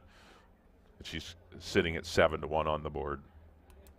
Right, there's your field of 5, fillies and mares. Got 4 of them in with 124 pounds. You got the filly on screen above average. The only 3-year-old gets a break in the weight. She's in with 120. This third race is kickoff, the early pick 3. We also have exacta and triacta wagering here on the Ballerina.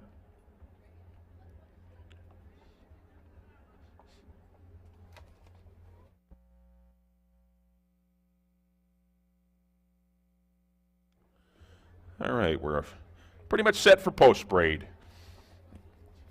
I went 3-2-5. I didn't see anything, to hang my hat on other than the 3 favorites. I'm not telling you anything you don't already know. These are the 3 best horses in the race, and it's going to be a fun one to watch, though. 3-2-5 for me in the Ballerina. Good luck, everyone. Enjoy it. Let's send it up to Dan for the post braid at race number 3.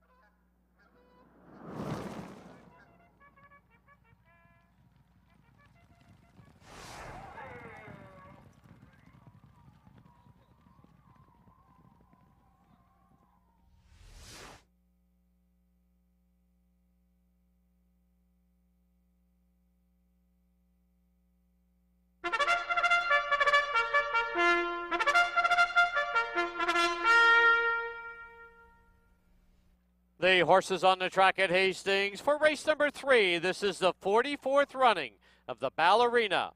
A listed event, $100,000 guaranteed. It's a field of 5 to go 1 1/8 miles. Exactor, triactor, and pick 3 wagering. Post time in 7 minutes.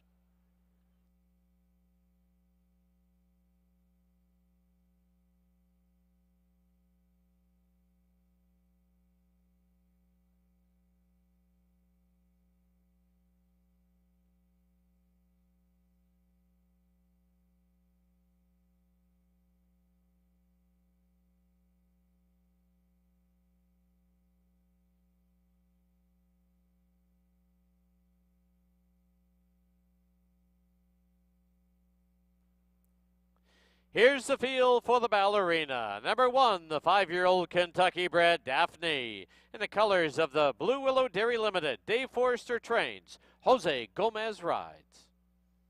Number 2 is the 5-year-old BC bred Weeby 3 in the colors of the Willow Creek Farms, trained by Steve Henson. The rider, Amadeo Perez. Number 3, the 6-year-old BC bred Infinite Patience, owned by Bill DeCourcy and the RNH stable. Barb Heads trains, Antonio Reyes aboard. Number 4, the 5-year-old BC bred Pretty Area, owned by the Ironside Stables Limited. Rob Van Overshot trains, Brian Budremsing aboard. And number 5, the BC Oaks winner, 3-year-old BC bred Above Average, owned by the Canmore Farms, trained by Mark Cluche. The rider, Silvino Morales. 5 minutes to post time.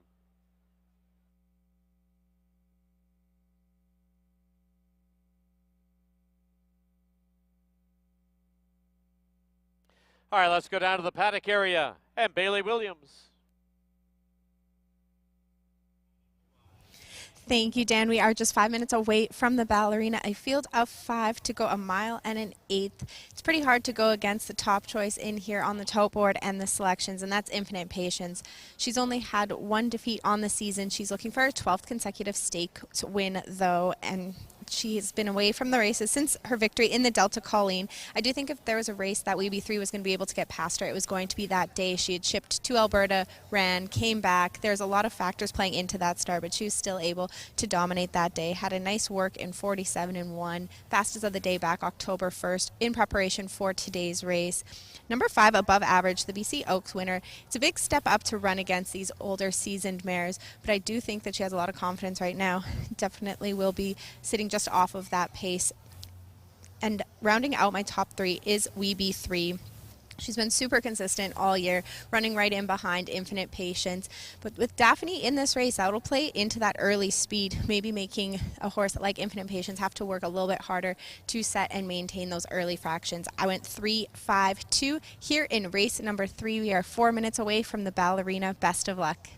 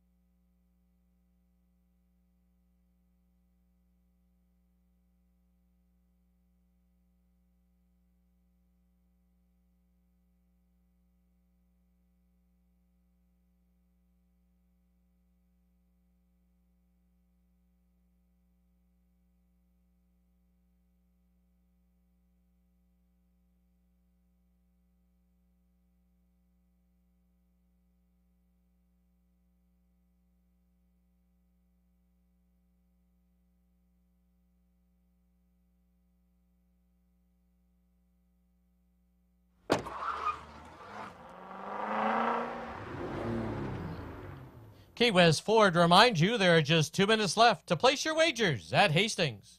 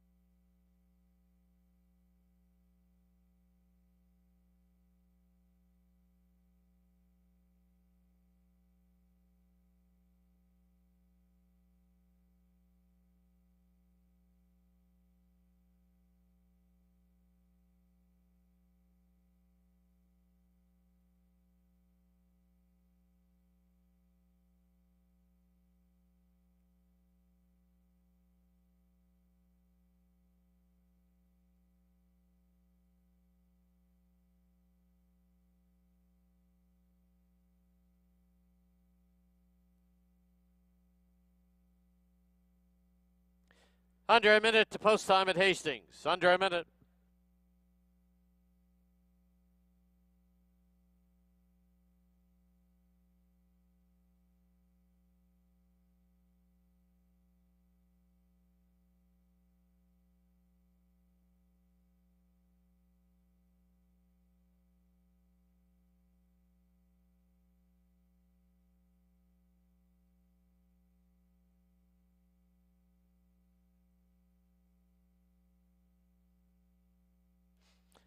At this time, we direct your attention to the winner's enclosure. Our special guest decorator for the 44th running of the Ballerina is Hall of Fame trainer Dave Forster and family. Dave is the winningest trainer of this race, the Ballerina, with 5 wins in his career. Please welcome Dave Forster and family to Hastings.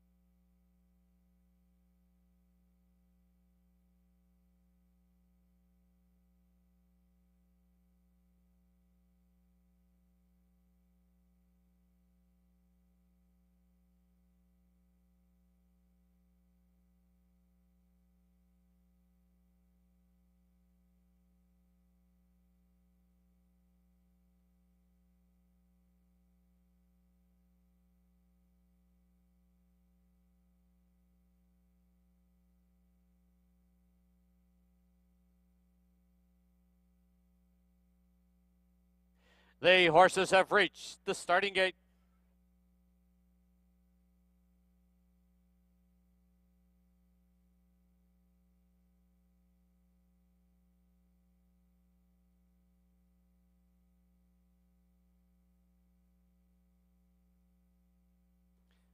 And loading in for the third at Hastings. First one up will be Daphne, followed by Infinite Patience. We Be 3 in the lime green.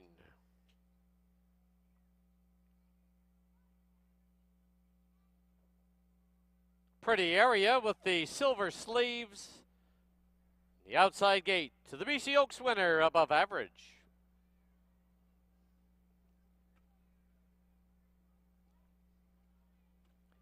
They're at the post.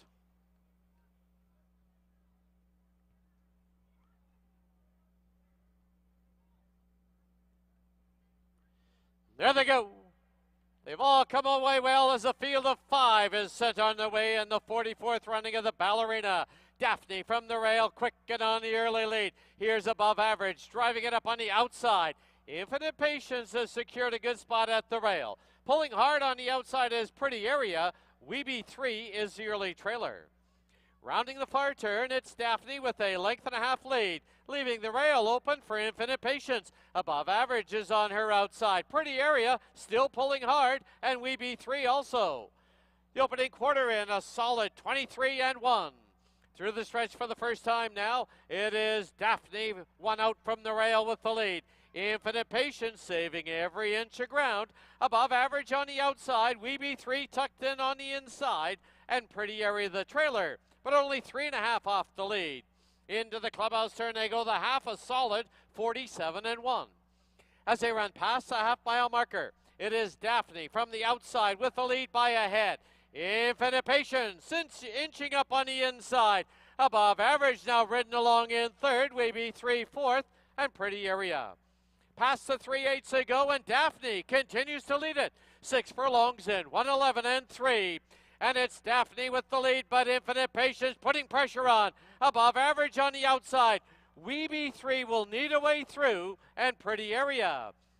5/16 from home, and it's now Infinite Patience with the lead. As they turn for home, Infinite Patience leads it now by 2. We Be 3 skims the rail. On the outside is Above Average. Deep stretch now, Infinite Patience by 2.5, by 3. Infinite Patience captures the 44th running of the Ballerina. Above Average second, We Be 3 third, Pretty Area, and Daphne.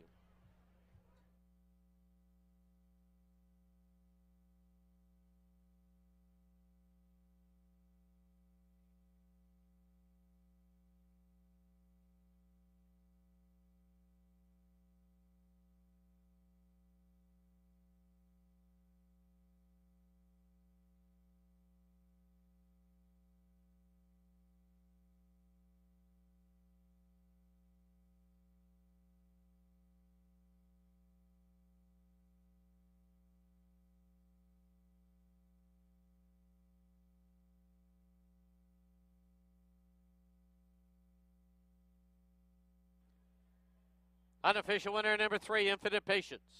Number 5, Above Average, second. Number 2, We Be 3, third. And number 4, Pretty Area, fourth. 3-5-2-4. Unofficial.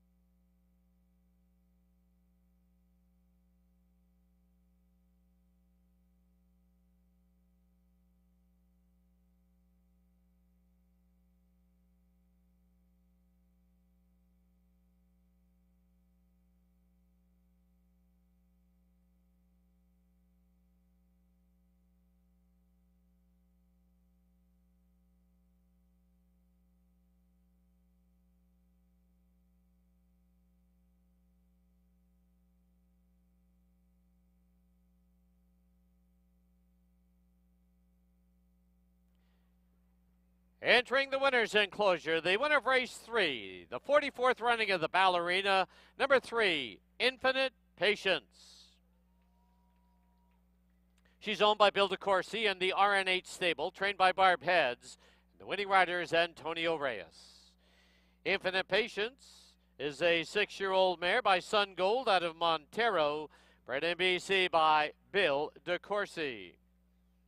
Once again, in the winner's enclosure to decorate the winner, BC Hall of Fame horse racing trainer Dave Forster and family. Of course, Dave, the winningest trainer of this race.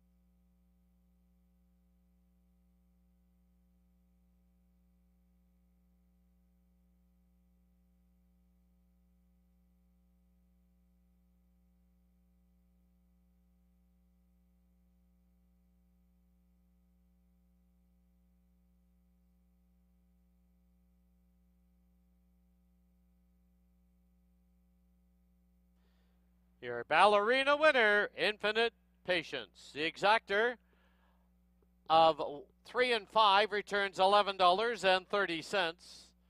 The $2 try, 352, was $15.10.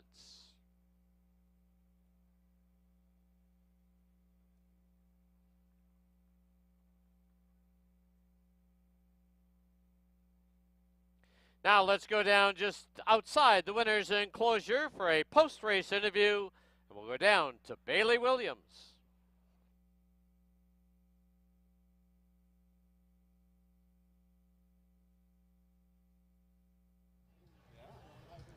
Thank you, Dan. I'm joined by winning trainer Barb Heads. This mare is no stranger here. What a way to end the season for you. She's given a lot of trouble here in the mornings. You've had to go to all your expertise.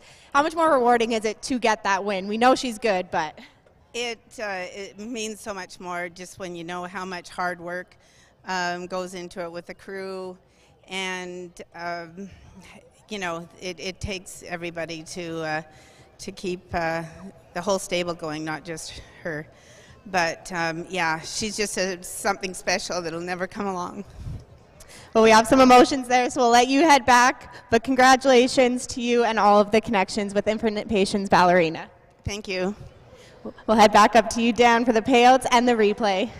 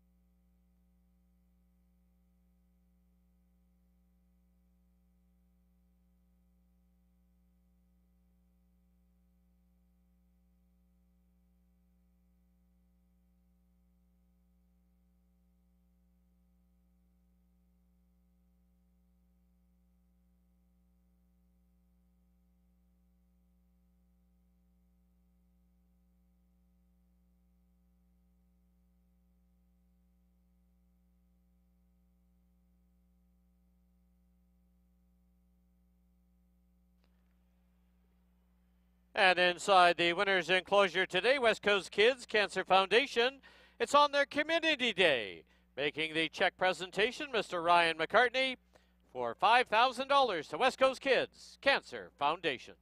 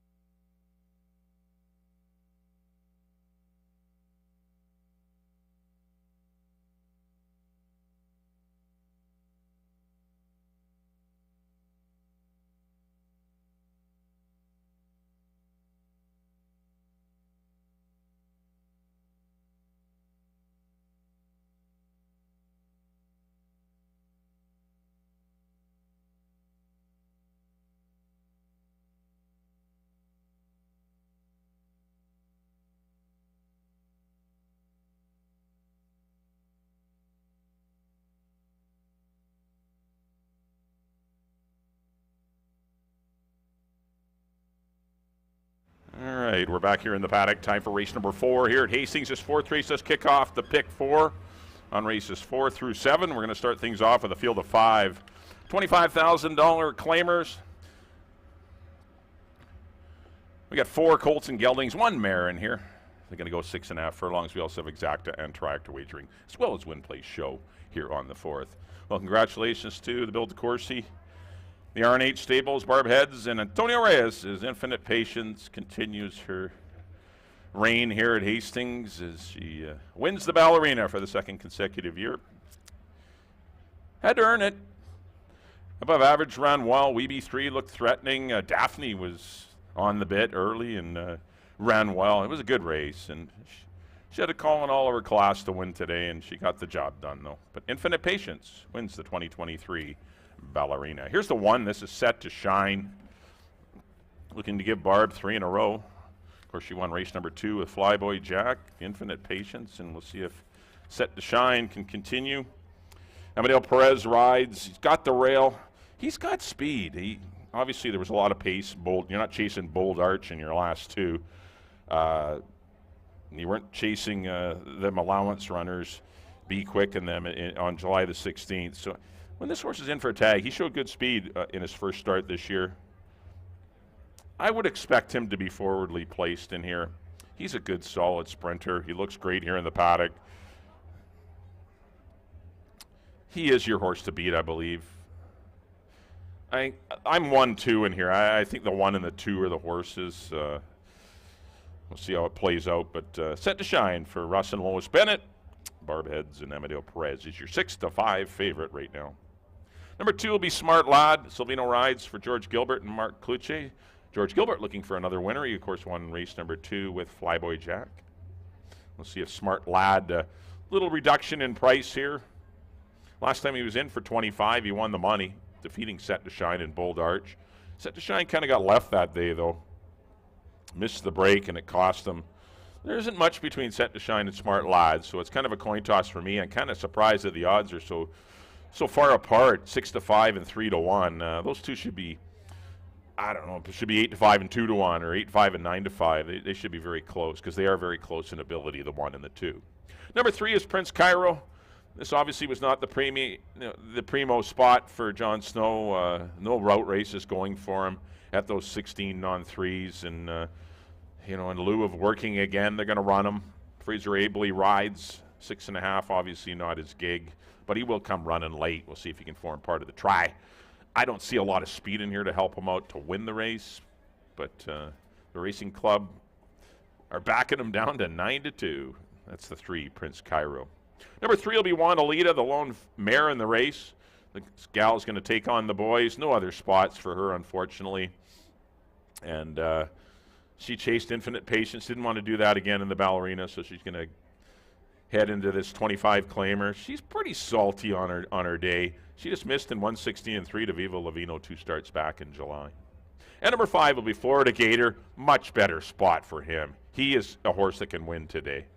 He has been running in the Lieutenant Governors, the BC Cup Classic, and the Randall Plate. He gets back into the 25. When this horse is in for a quarter, he generally wins. But a lot of those races last year were against straight 3-year-olds. But his first run this year was very good, defeating Smart Lad and Sir Bregovic. So he's got it in him to win today. Don't leave him out. It's 1-2-5 for me here in race number 4 as we do kick off the pick 4. Good luck, everyone. You got 8 minutes to post.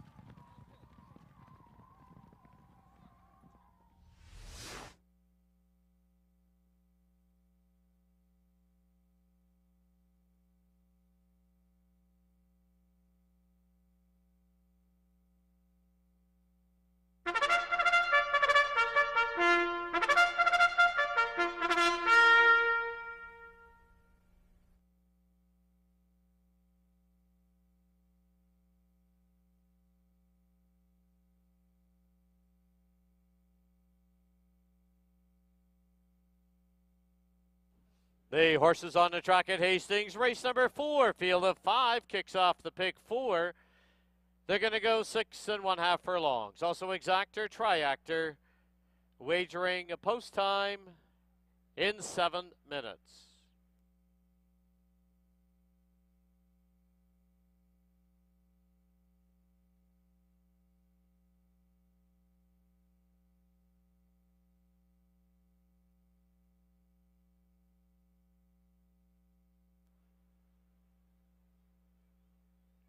On parade number 1, set to shine, owned by Mr. and Mrs. R.J. Bennett, Amadeo Perez in the saddle. 2 is Smart Lad, owned by George Gilbert, Silvino Morales riding. 3, Prince Cairo, owned by the Hastings Racing Club, the rider's apprentice Fraser Abley. 4, Wandalita, owned by Kathy Rycroft, Kelly Rycroft, Dennis Dale, Tabitha Perry, and Cheryl Benson. Kamal Santo up. And the 5 is Florida Gator, owned by Larry Potosny, Peter Langolin, and the Willoway Farms. The rider, Ridge Balgobin. 5 minutes to post time. Once again, down to the paddock area after we do the pick 4, and it'll be Bailey Williams.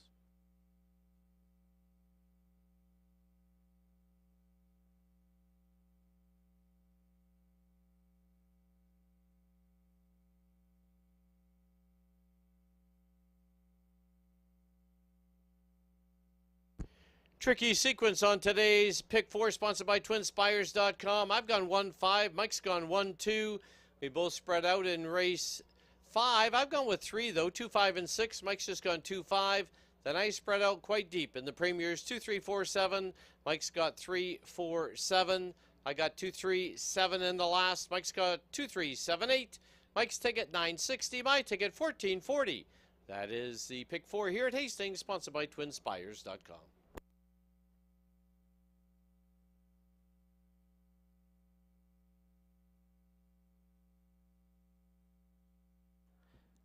And now let's go down to the paddock area and Bailey Williams.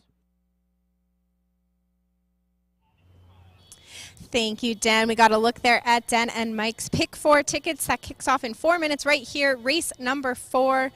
What a nice effort there by Infinite Patience, but a good mention to above average there. The 3-year-old Oaks winner had a very game runner-up effort there in the ballerina. Trainer Mark Kluche and rider Silvino Morales are looking to keep that momentum going here in race number 4. I have them in my place spot with Smart Lad, getting a little bit of company class relief here, teaming back up with Silvino. The rail horse, though, Set to Shine, is who I'm going to is my top choice in here. Started the year off with a very commanding win with Amadeo, going 6 1/2 furlongs. Came back, sat off the pace to win back on July 16th, defeating Infinite Patience in her lone defeat on the last 2 seasons. This horse, when he's right, is very hard to run down, and I do see him bouncing back here with a good effort, coming back to 6 1/2 after going 1 1/16 last time out. Rounding out my top 3 is a very sharp Florida Gator. He always puts on a nice show here in the paddock. He's always a feel-good horse. Love to see that, especially late in the year. He's getting a little bit of class relief coming out of the stakes company, but he's hooking into a pretty tough horse here in the rail, Set to Shine, but definitely don't leave him out of any exotic plays. I went 1, 2, 5. Here in race number 4, you have 3 minutes to get those pick 4 wagers in. Best of luck.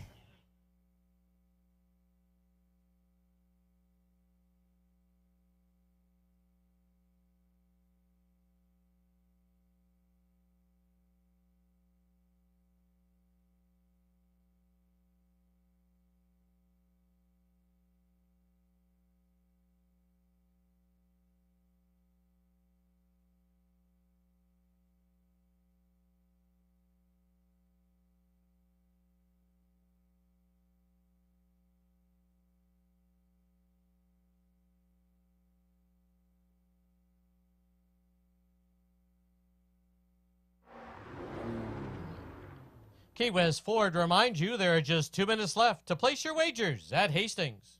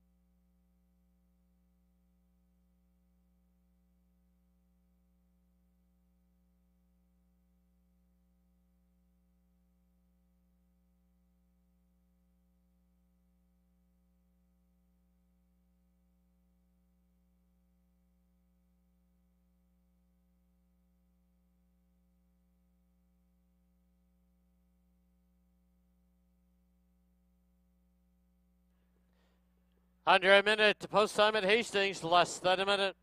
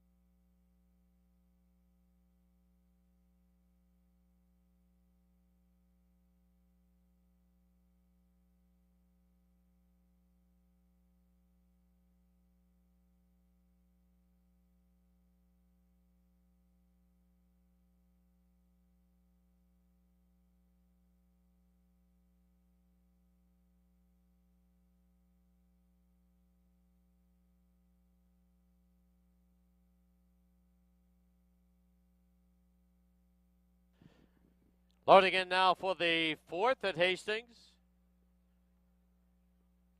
Set to shine to the inside. The outside gate is Florida Gator with 5 in. They're at the post.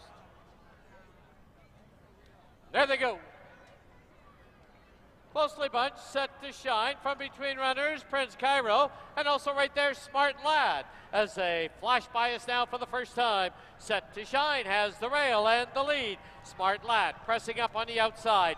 3 lengths further back is Prince Cairo. Then we come back to Wandalita and Florida Gator a little wide into the turn. As they go into the clubhouse turn, it's set to shine with the lead. Opening quarter, 22-1. As they head for the backstretch, set to shine, leads it now by a tight length. Smart Lad is second now by 5. On the outside is Florida Gator. In between them is Wandalita, and at the rail, Prince Cairo. As they run to the 5/16 marker, it's still set to shine with the lead. Half sped up, 44-4. And it is set to shine with a quarter to home. With the lead by a little over a length, Smart Lad is now asked for run in second.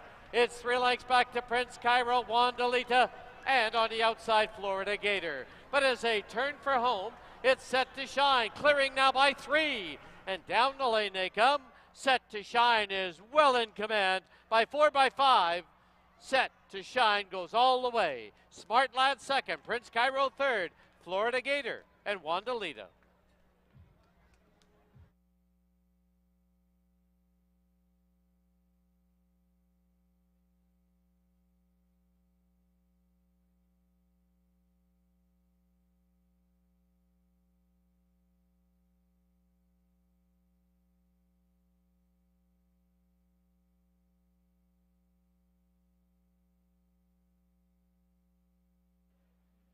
On the board, the unofficial winner, number 1, Set to Shine. Number 2, Smart Lad, second. Number 3, Prince Cairo, third. Number 5, Florida Gator, fourth. 1, 2, 3, 5.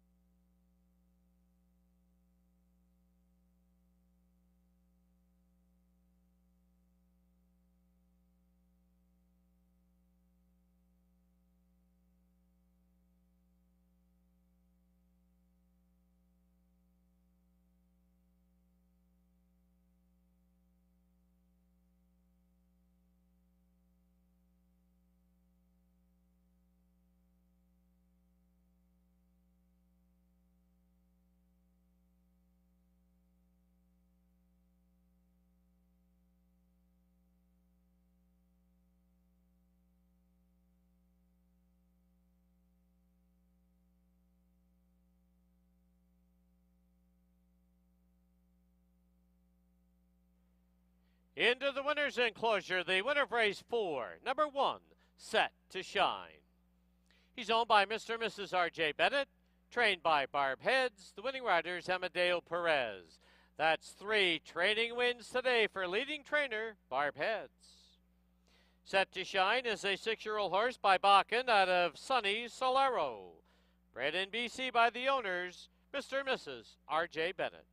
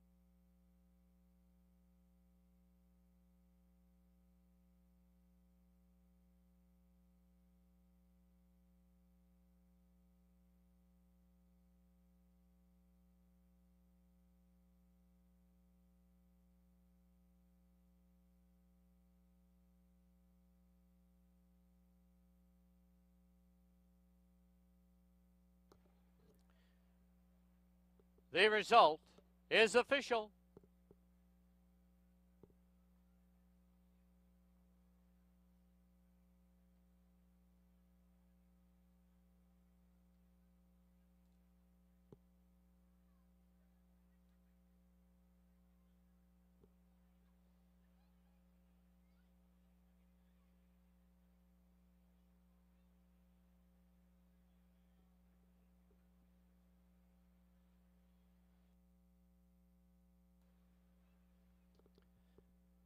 $1-2 exactor was $7 even. 1-2-3. $2 try was $23.40.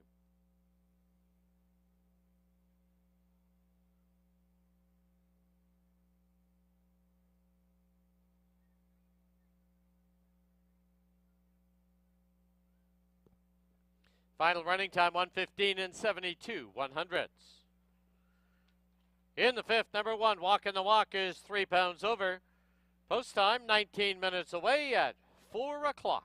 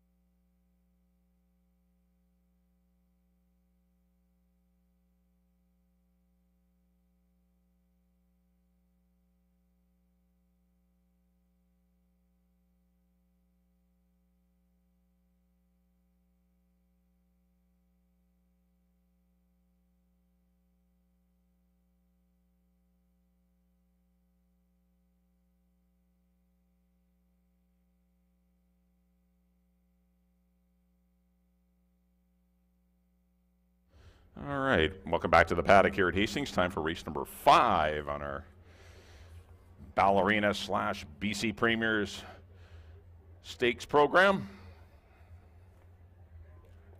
Well, back on race number 4, congratulations to Russell and Lois Bennett, set to shine, who really made no mistakes, was always traveling well under Amadeo Perez, and track is very fast because that was far from a 44-4 opening half, but track is live. Horses are getting over it good, and it's 3 wins in a row for trainer Barb Heads.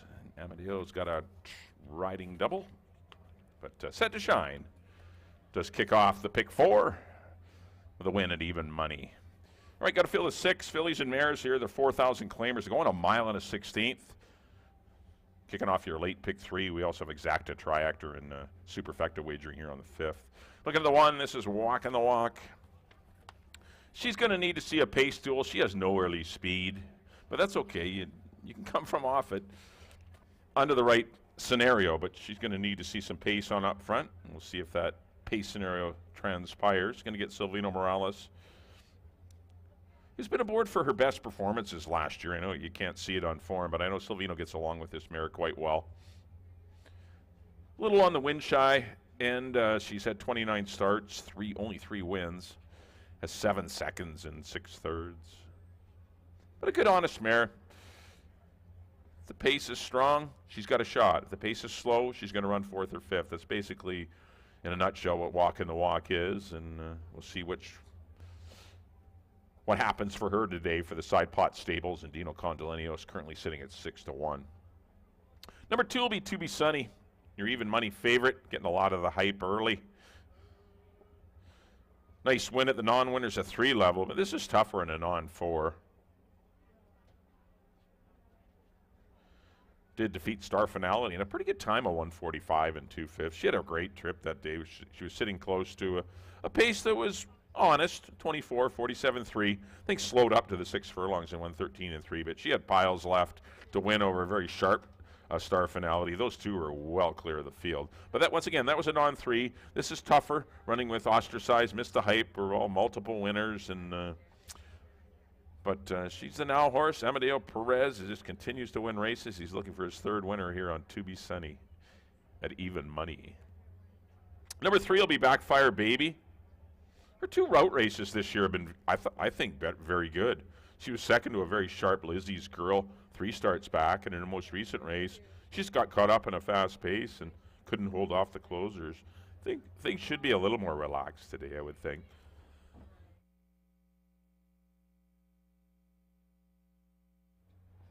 She's going to need some breaks with the pace, but if she gets it, she could be dangerous. Fraser Abley rides at 7-1.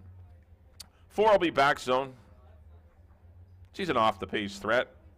3 starts back. She was a good 3rd behind Lizzie's Girl and Backfire Baby.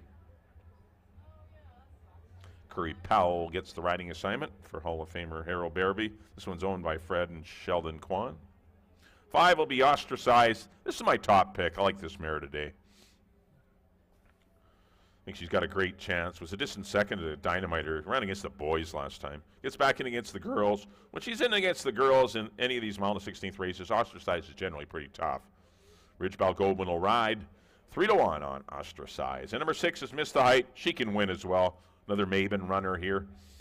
Chris Mamdine will be aboard. Just very close 3rd behind Amanda and Anima last time. She just got stuck in behind some tiring horses. She didn't get a very good trip at all. She was never behind the flow of the race. You know, sometimes you can get the right path and horses will be running in front of you and it will carry you to the stretch. Well, she was following horses that were not flowing very well, and she kind of got stymied. Didn't check, but just had to hesitate, and it cost her any chance of winning. But she's another one eligible to win. I really think 2, 5, and 6 are the horses in here. I went 5, 2, and 6 in that particular order. Good luck, everyone, whichever way you see it here in race number 5, the start of your late pick 3.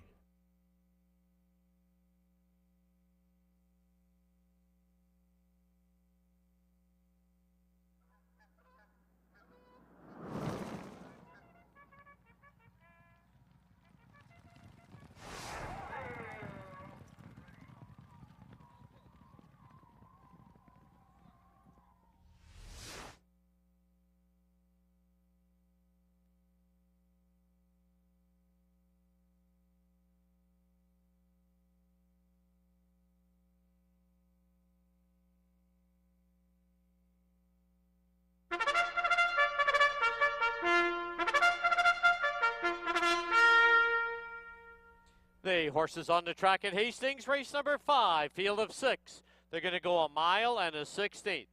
Exactor, Triactor, Superfecta, and late pick 3 wagering. Post time in 7 minutes. Excuse from post parade is the 3 Backfire Baby.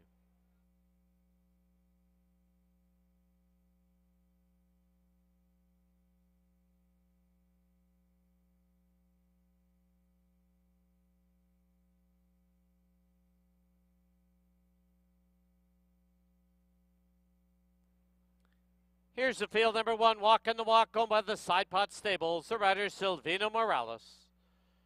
Number 2, To Be Sunny, owned by Bruce Unwin. The rider Amadeo Perez. Excuse from post parade, the 3 Backfire Baby, owned by the Willow Creek Farms. Apprentice Fraser ably rides. Number 4, Back Zone, owned by Fred Kwan and Sheldon Kwan. Curry Powell up. 5 is Ostracized, owned by Robin Sheena Maben with Ridge Balgobin. And number 6, Miss the Hype, also owned by Robin Sheena Maben. The rider is Chris Mamdine. 6 minutes to post time.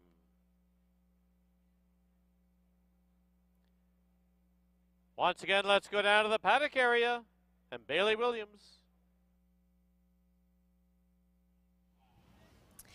Thank you, Dan. We are just 6 minutes away here from race number 5, a field of 6 to go a mile and a 16th. The outside 2 horses are out of the red hot Rob Maben barn.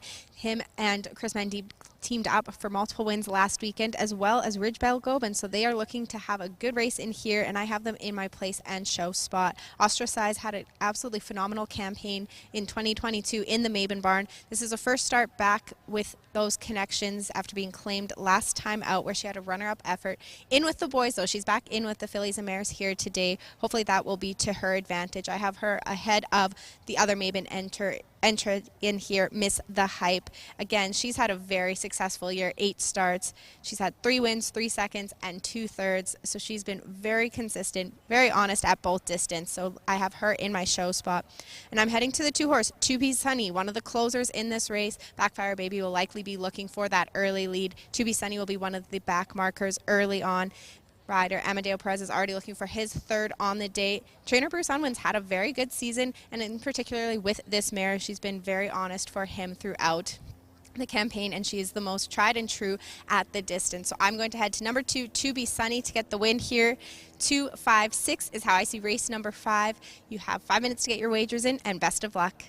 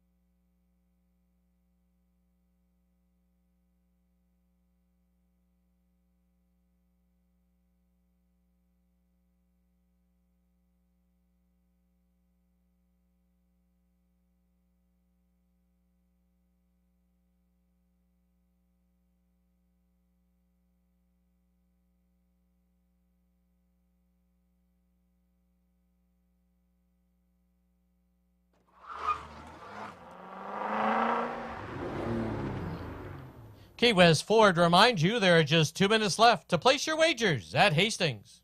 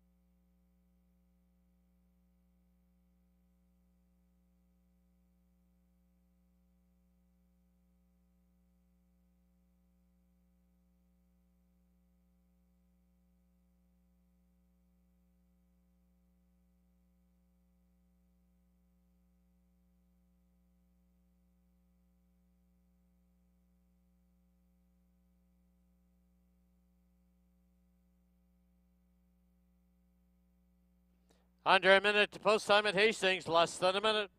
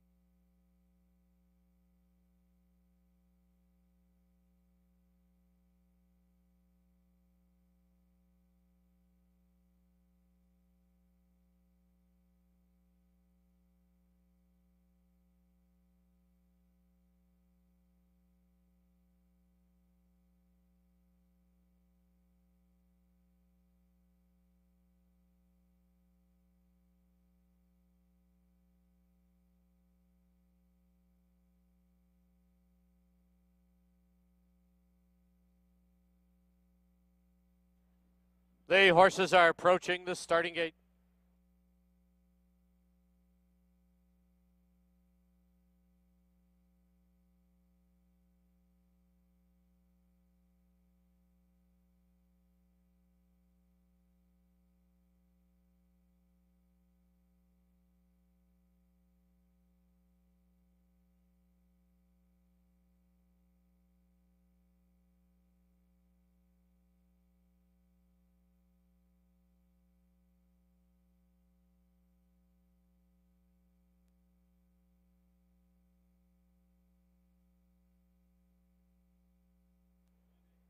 The horses have reached the starting gate.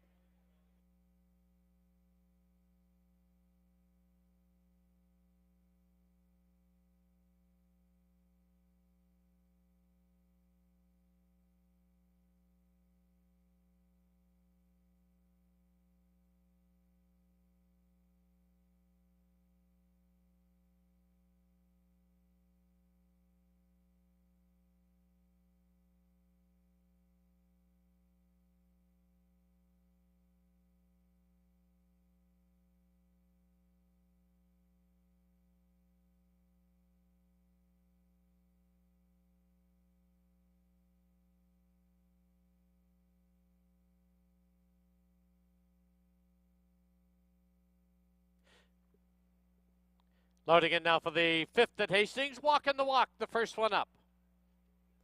followed by Back Zone in the black. Backfire Baby comes forward. Ostracize. The outside gate will be Miss the Hype. Last of 6, To Be Sunny.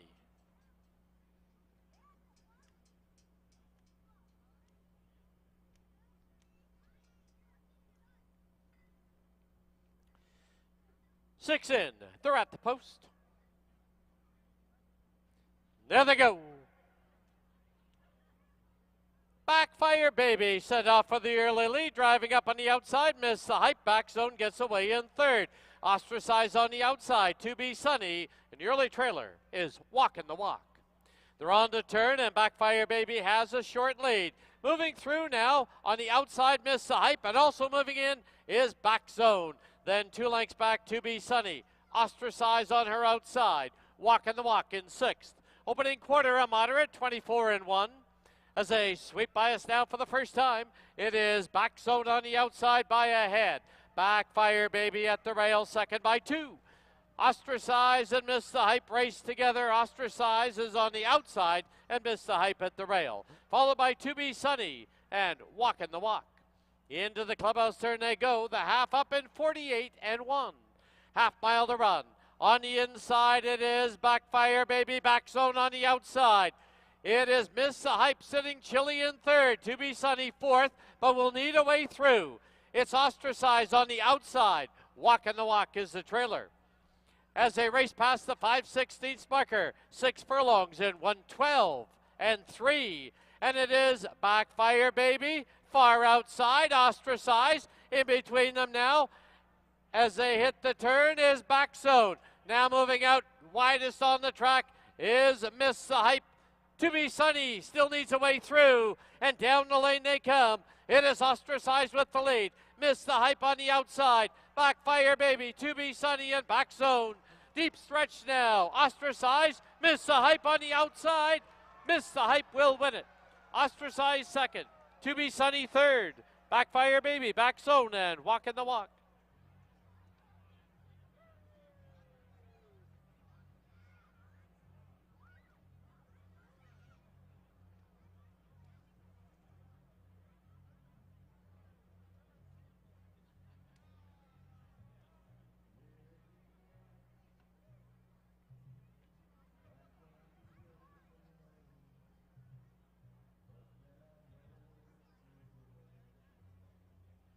The photo sign posted. Hold all tickets.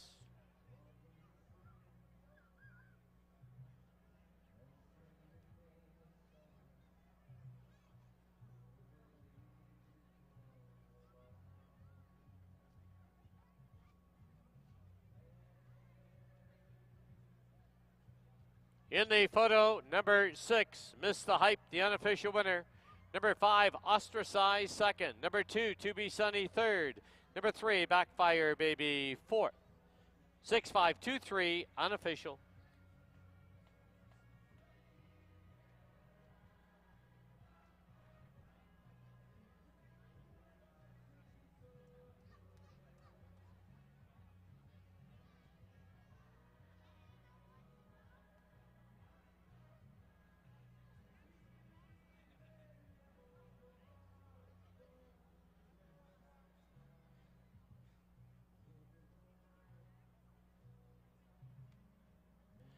Your attention please, the inquiry sign has been posted. We have received a rider's claim of foul. The rider aboard number 4, Back Zone, Curry Powell, has lodged a claim of foul against the second place finisher, number 5, Ostracize, for alleged interference on the stretch turn. Rider's claim of foul, 4 against 5. Hold all tickets.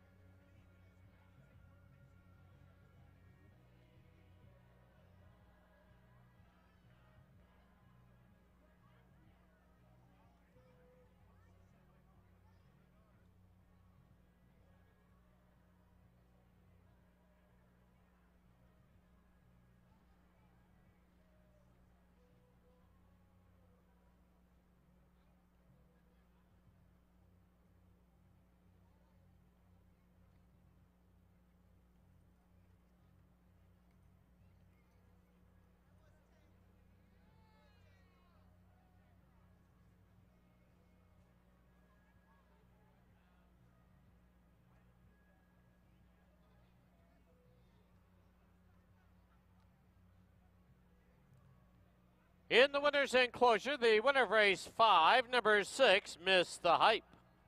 She's owned by Robin Sheena Mabin, trained by Rob Mabin. The winning rider, Chris Mamdeen. Miss the Hype is a 4-year-old filly by Hyper out of Miss McDreamy. Bred in Ontario by Anthony Russo and Anthony Capon.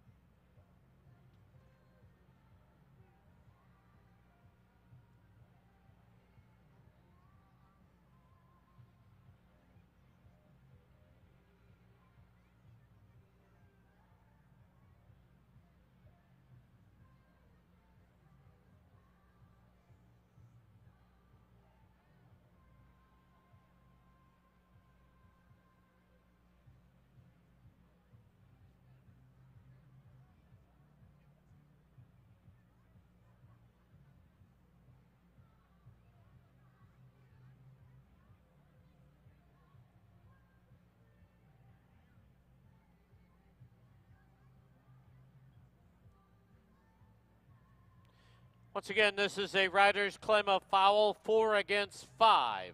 Hold all tickets.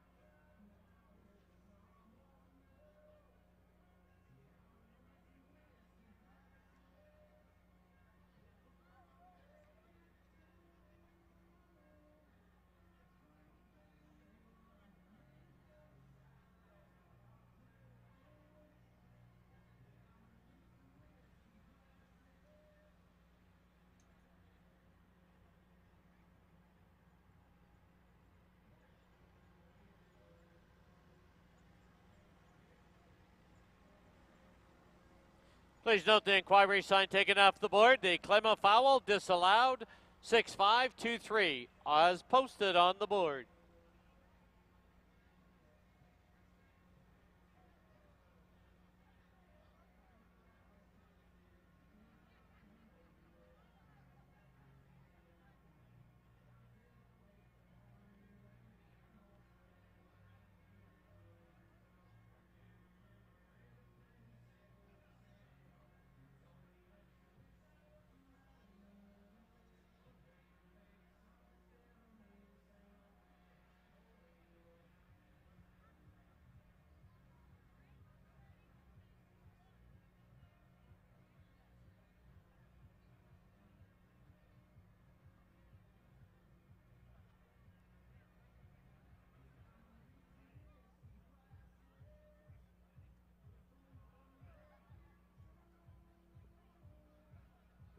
The result is official.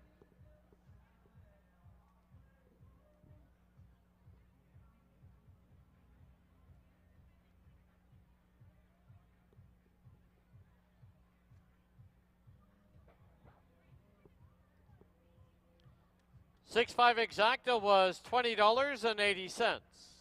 6.52 $2 try was $42.40. 20-cent super, $19.45. Pick 3, you need 3, a $3 price, $13.40.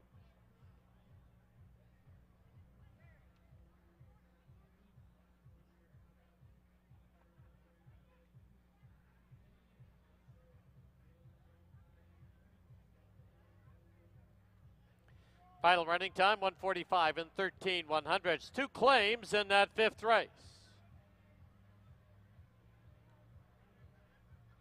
Number 5, Ostracized, claimed by the Wind Racing Stables. Trainer, Larry Grieve. And number 6, Miss the Hype, claimed by the MJD Stables. Trainer, Dimitri Tapuzis.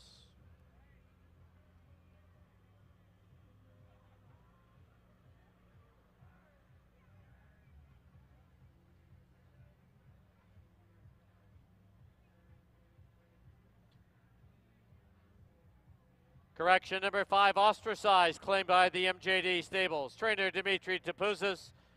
Number 6, Miss the Hype, claimed by the Wind Racing Stables. Trainer, Larry Grieve. Race 6, number 1, Pay My Way is 2 pounds over. Number 3, Sunbird, 2 over. 5, Stay Fantastic, 6 over. Post time, 19 minutes away at 4:40.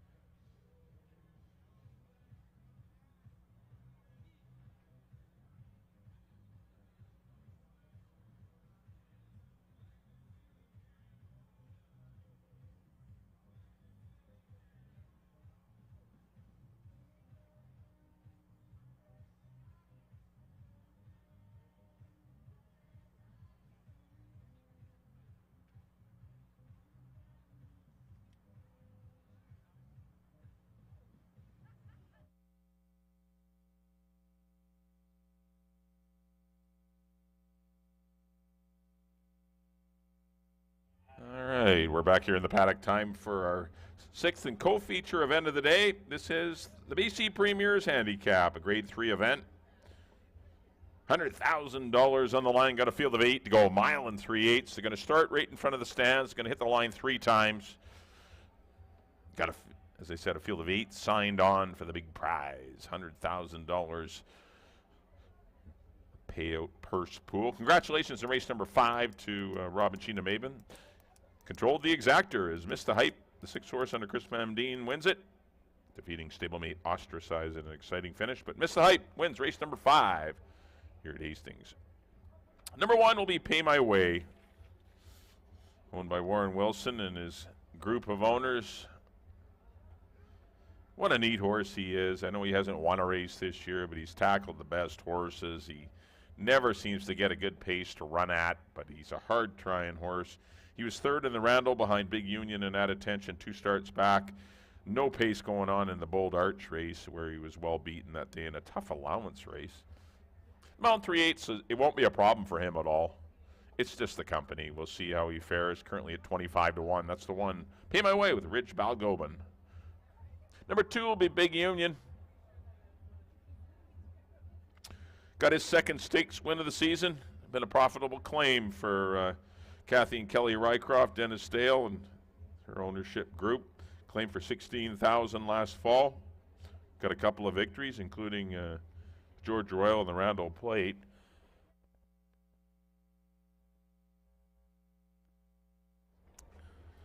The mile and 3/8 is the only thing that is sticking with me. He loved the mile and 1/8. It was a slow pace. It was perfect. He got an ideal trip on the fence. Silvino gave him a textbook ride, and he came up the inside At Attention and nabbed him at the wire, or held on anyway. Kind of got him at the 16th pole and held on gamely. Nicole's done a great job with him, and this horse is, you know, obviously a rapidly improving horse. But I don't know if the 11 furlongs is going to move him forward, because we've got an extra quarter of a mile to deal with here. And that was my only concern on him. Not his talent. His talent is there. He's shown it. He's won 2 stakes this year. But the mile and 3/8, we'll see how it plays out for him. That's just my own personal opinion. Maybe he'll love the mile and 3/8 and flourish and run a huge race today. But he does have to pick up some weight at 121 pounds going this far. And but we'll see how he does today. I've got him for 4th. Obviously, he could be better than that, but that's just my. I took the 2 3-year-olds and At Attention for my top 3, but there's not much between a lot of these horses. This is a well-matched group, and Big Union's a big player. Number 3 will be Sunbird. There's another big player. Just missed in the BC Derby. I think he was hurt by the fact that the field size was so small. Accidental Hero was really close to him in that one, and it kind of cost him. He ran on well. Mile 3/8 shouldn't be a problem. It's just whether he can run with the tough older horses. He is a 3-year-old.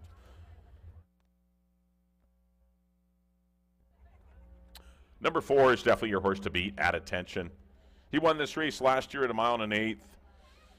He's just a neat horse that continues to run big races. He did lose the Randall Plate, but I think it'll set him up for a good run today. He did lose the mile and a quarter Speed to Spare handicap in Edmonton, but he had a terrible trip that day. He's going to probably get a good trip on or near the lead today.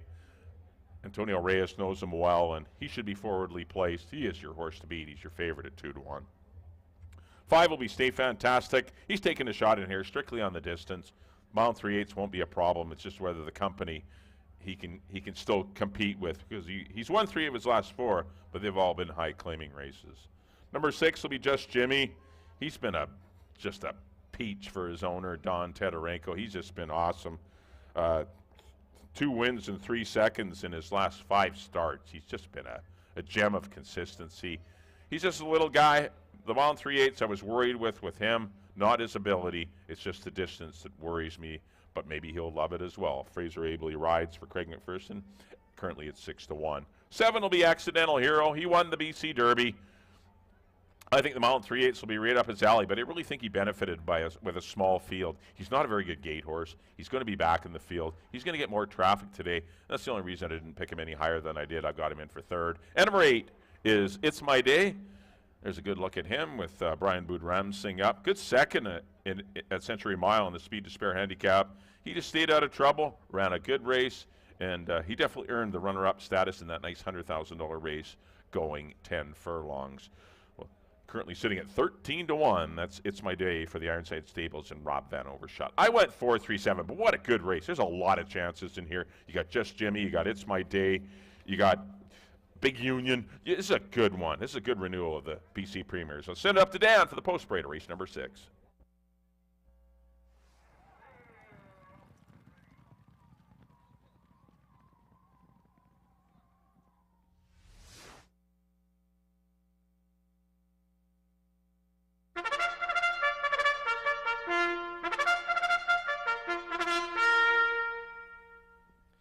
The horses on the track at Hastings for race number 6 are co-featured this afternoon.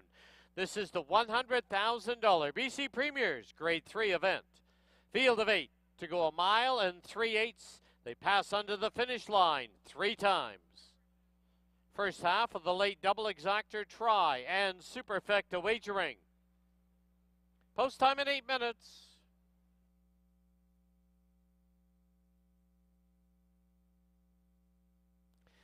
Here's your field number 1. The 5-year-old Kentucky bred Pay My Way, owned by Warren Wilson, Neil Stachkowski, June Sutherland, G. Ross Switzer, and Barry Hickman.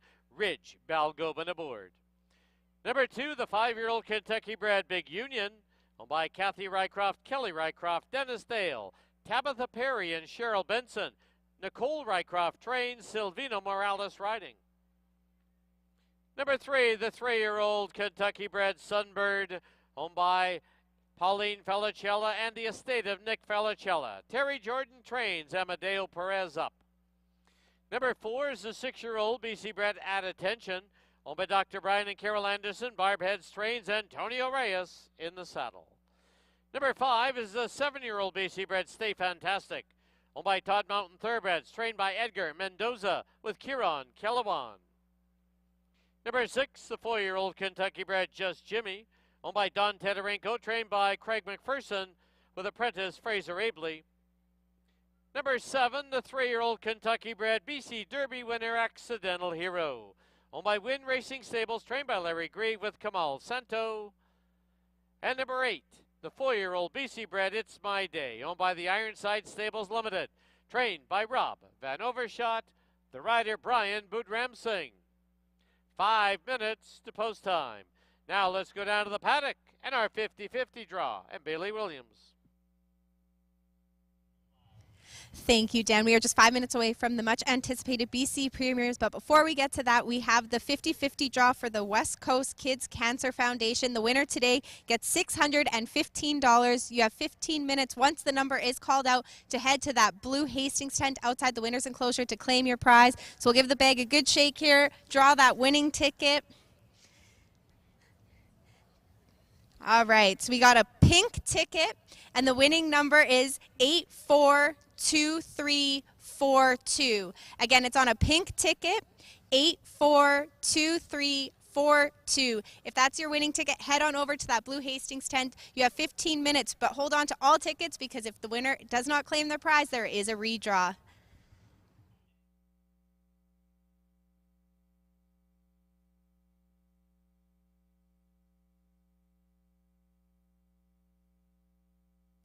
All right, there's a look at your 50-50 draw number, 842342. It's worth $615. You have 15 minutes to claim your prize at the blue tent outside the winner's enclosure.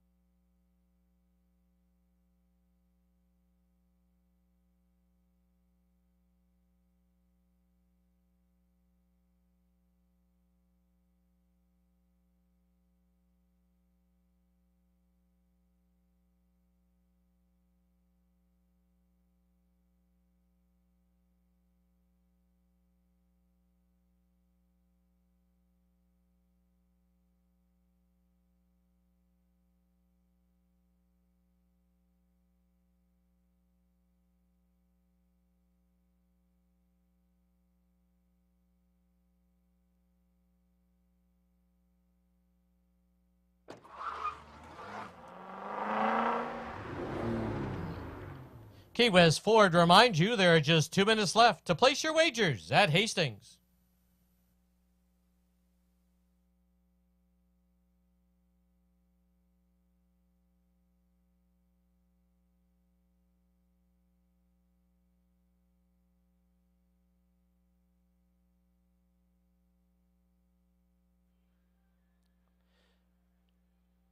At this time, we direct your attention to our winners enclosure.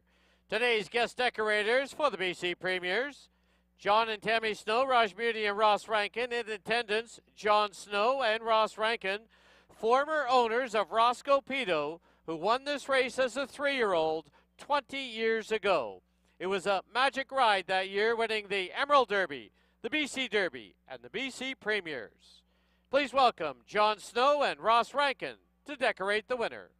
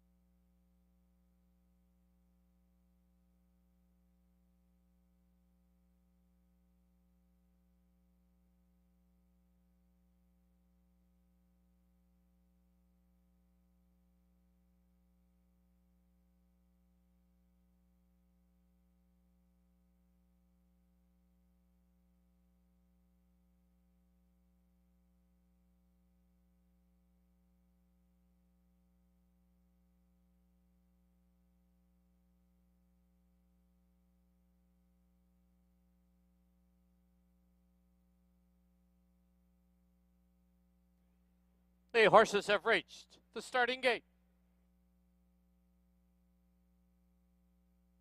Once again, today's sixth race, 1 mile and 3/8. They pass under the finish line 3 times.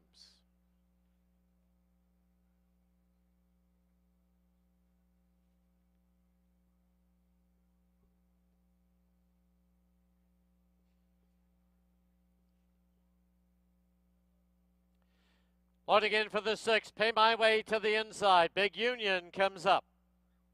Sunbird in the red. Stay Fantastic has been loaded, as has Just Jimmy. Accidental Hero, It's My Day, and At Attention. They're at the post.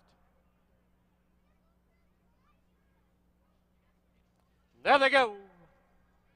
Field of 8 sent on their way in the BC Premier's Championship. And Sunbird quick and on the early lead. Here's Just Jimmy driving up on the outside. At Attention's got a good spot in 3rd. Then Stay Fantastic in 4th. Accidental Hero in 5th.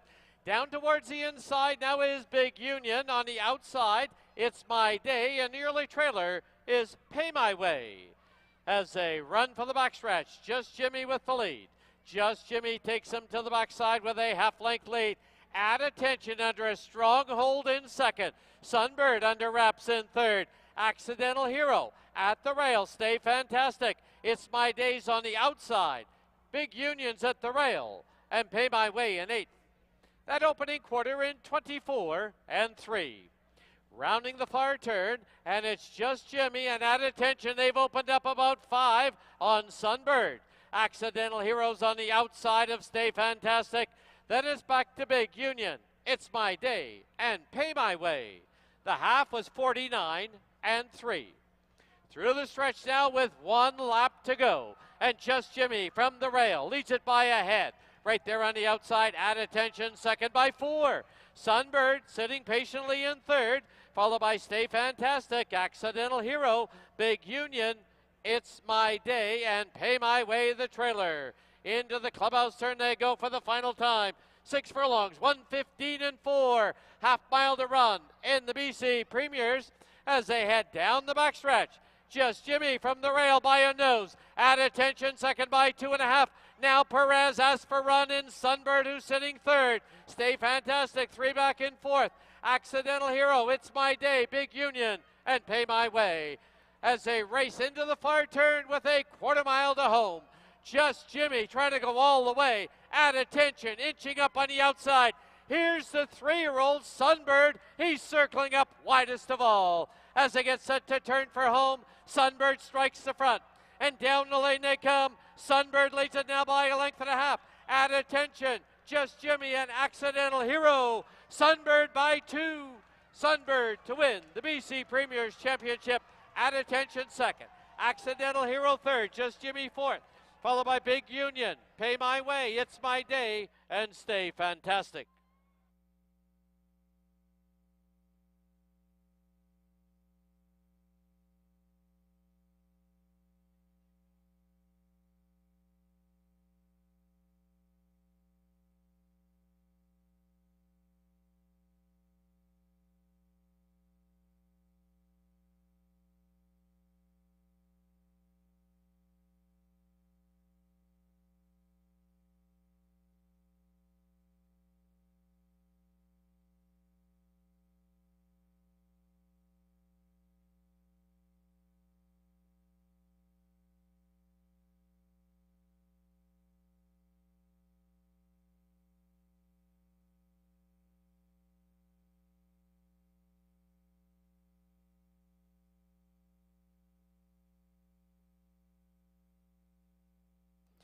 On the board, the unofficial winner, number 3, Sunbird.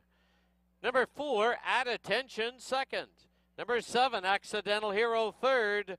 And number 6, Just Jimmy, was 4th. 3, 4, 7, 6 on the board.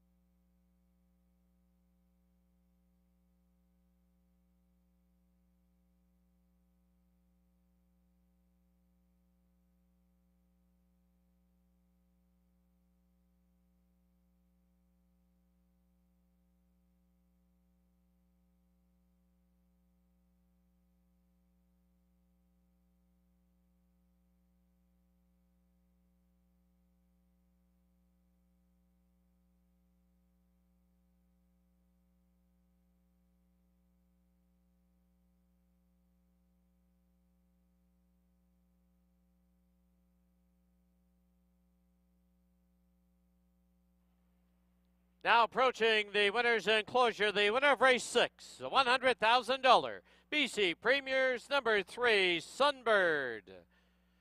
Sunbird is owned by Pauline Felicella and the estate of Nick Felicella. Is trained by Terry Jordan. The winning rider for his third today, our leading rider, Amadeo Perez. Sunbird is a 3-year-old gelding by Orb out of Market Way. Bred in Kentucky by Glenn Todd.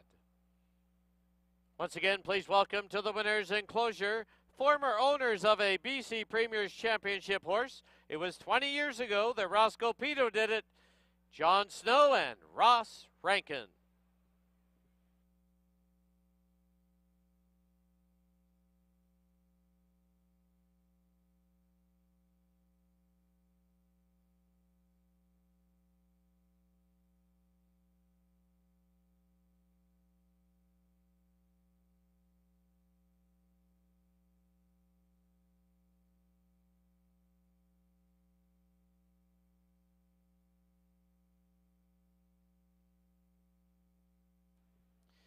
Your BC Premiers winner, Sunbird.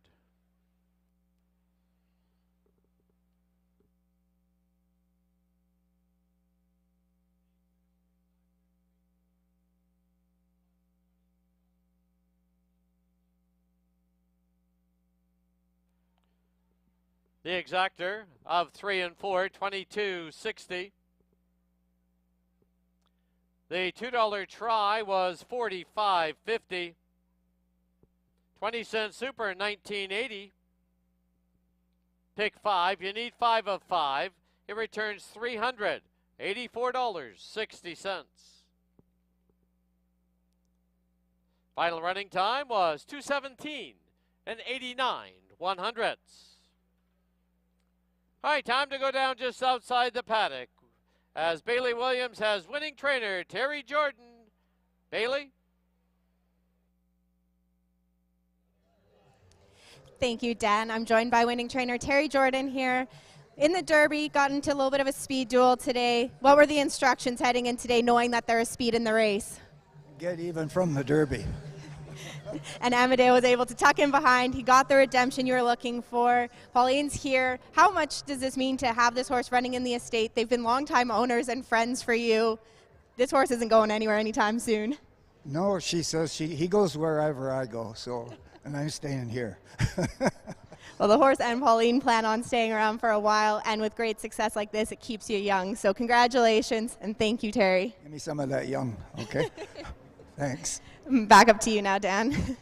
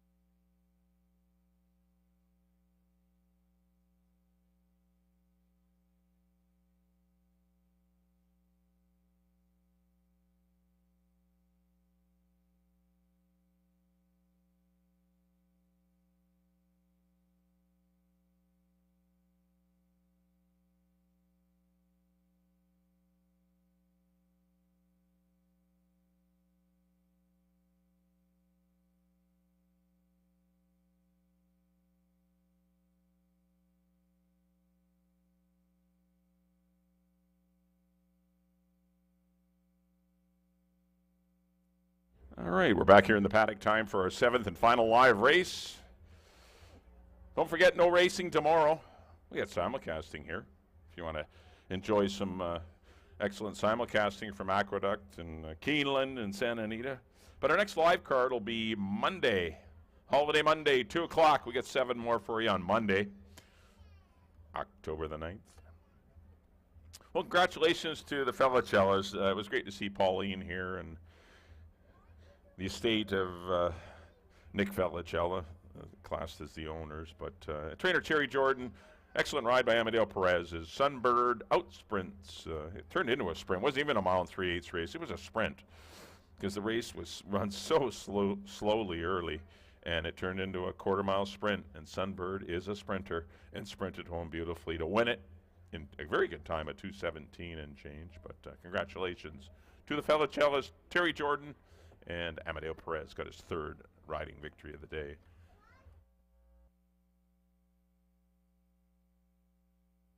Right, got a field of 8 to close it out. See if we can find a winner in here. They're $4,000 claimers. They're going 6.5 furlongs. Fillies and mares, exacta try supers. Super high 5 here too.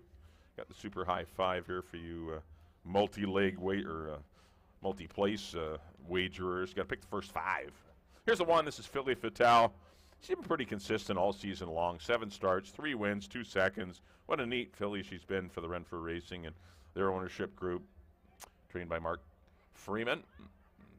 She's got speed. She's got the rail. She is returning to a sprint, so interesting to see how she does going from route to sprint. She did so well back in August, but 9-2, definitely a major player is Filly Fatale. 2 will be Carla's Honor. I think she's going to enjoy a really good pace in here. She's an off-the-pace runner. Looks like there's going to be some speed in here. She ran very well, winning her non-3 in a good time of 1:17.4. She's going to be part of it at the end, I would think. 9-2 on Carla's Honor. 3 will be Lasting Light. That's the one I like in here. She can go to the front. She can come from a little off it. She can do whatever you want. She's a versatile type. Leary Seacharound rides her well for the Hastings Horsepower and Middle Stables and trainer Dave Milburn. Big class drop for her. She's live in here. That's the 3, Lasting Light. 4 is Don't Pass the Pepper. Really hasn't done all that great in the last 3 starts. We'll see if the blinkers off will help. The horse has been kind of a pace casualty in her last 2. Byron Boudram Singh rides. There's some interest in her at 5-1. She did drop into this condition last time. 5 is Icebreaker. I have no idea what to do with her. Likes going long, but hasn't run well long in her last couple. She's facing easier today. Maybe it'll improve. Maybe she'll improve today. 6 is Anima. She always runs good going 6.5. Gets Ridge Balgoman. Just missed to Amanda last time going long. And number 7, or actually got a couple more. 7, Rosa Texas. She's always tough sprinting. She's got good speed, but she must avoid a pace tool. And number 8 is Texas Humor with Amadeo Perez, looking for his 4th riding victory of the day. A lot of speed in here. Certainly could help Texas Humor, as she is an off-the-pace horse. I just see this race being run pretty quick early, a contested pace. I think Lasting Light, the 3 horses, the best. And my next 2 off-the-pace horses are the 2, Carla's Honor, and the 8, Texas Humor. I went 3, 2, and 8, and a total Don't Love Anyone. This is a good race to close it out. Good luck, everyone, in the finale. We'll see you on Monday.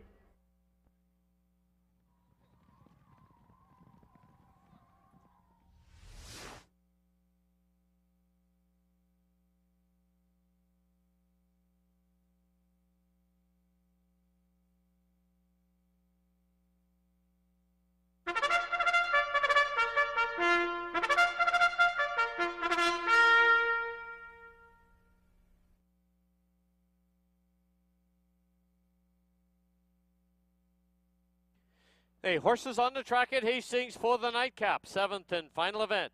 Field of 8 to go 6.5 furlongs. Exactor, Triactor, Superfecta, and Super High 5 wagering. Post time in 7 minutes.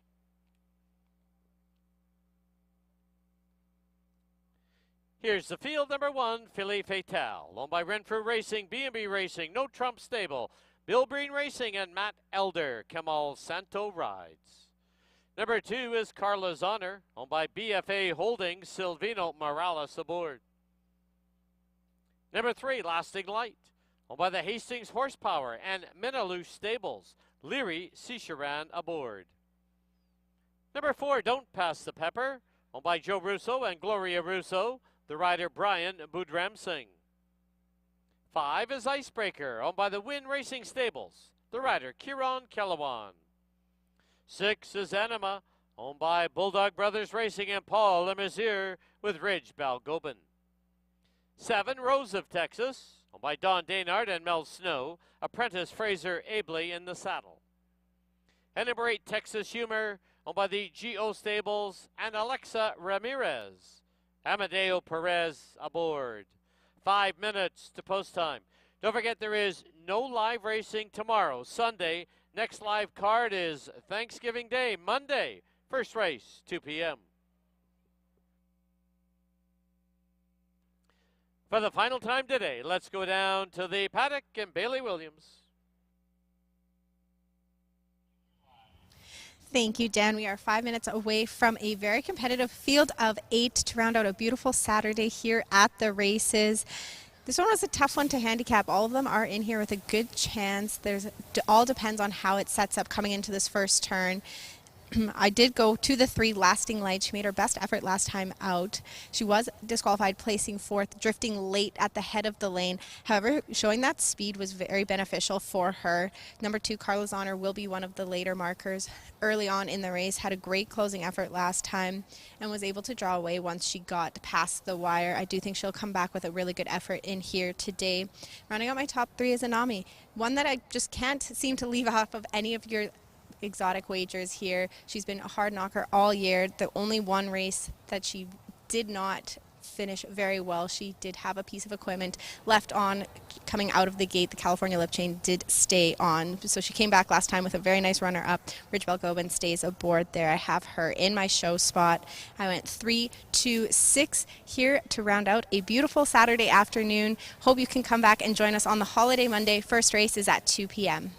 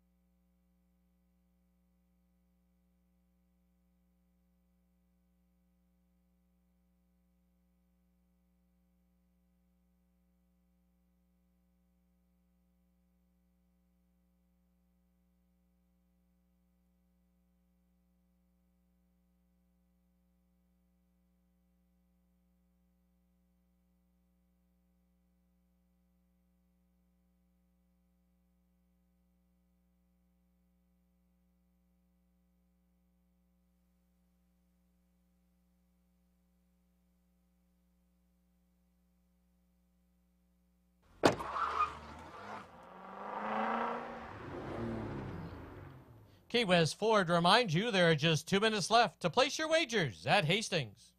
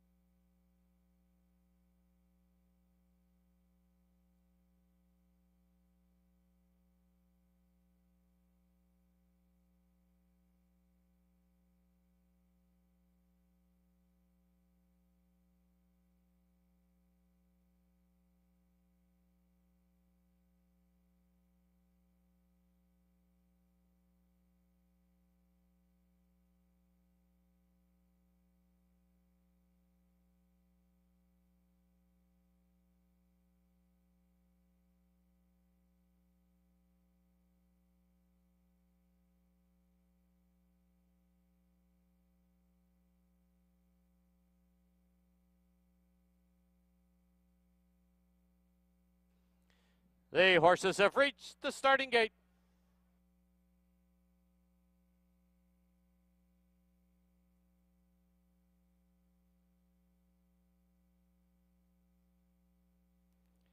Loading in now for the 7th and final event.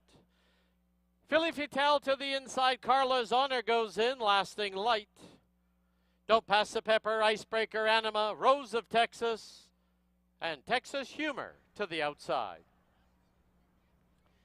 8 in. They're at the post. There they go.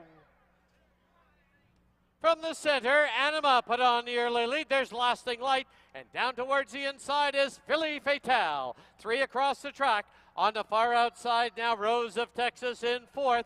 As they go under the line, Philly Fatale has the lead by a nose. Lasting Light, second by a neck.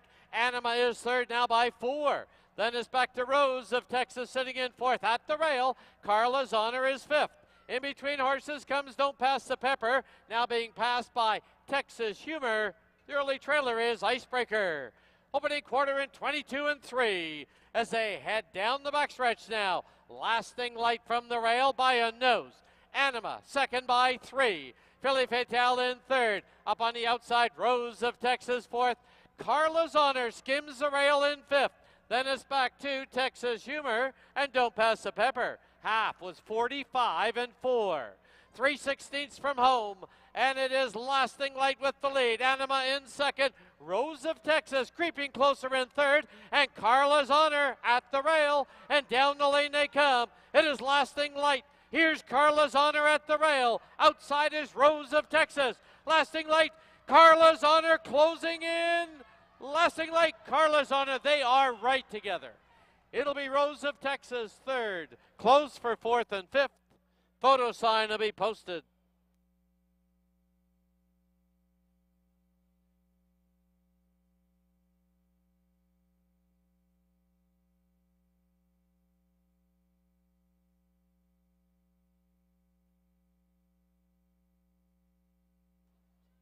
The photo sign has been posted. Please hold all tickets.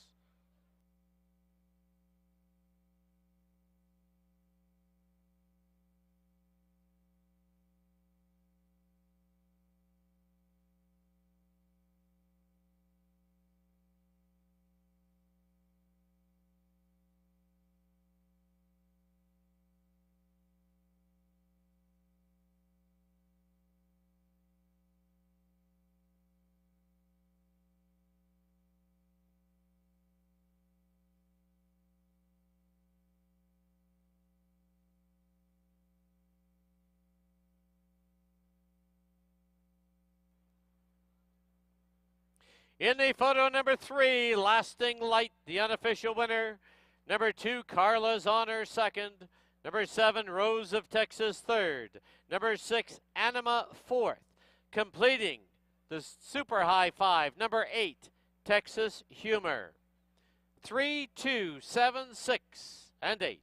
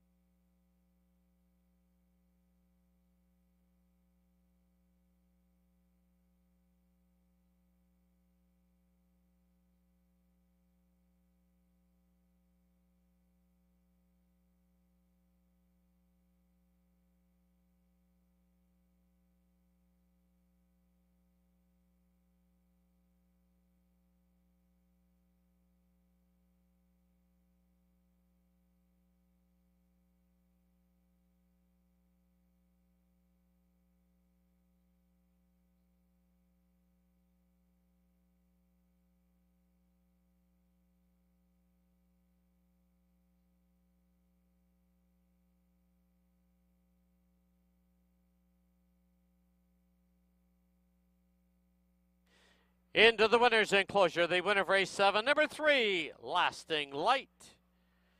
She's owned by the Hastings Horsepower and the Minaloo Stables. Is trained by Dave Milburn, assisted by Lisa Balson, and the winning rider, Leary Cicheran. Lasting Light is a 7-year-old mare by second in command out of Lasting Rose. Bred in BC by I Am Garushed and J. Merriman Cohen. The result is official.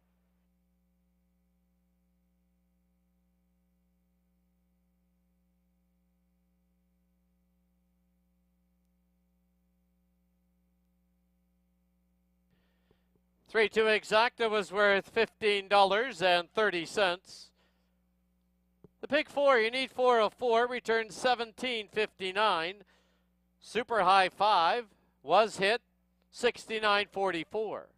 $2 try was $57.40. 20-cent super, $46.76. Late double of 3 and 3 was $16.70.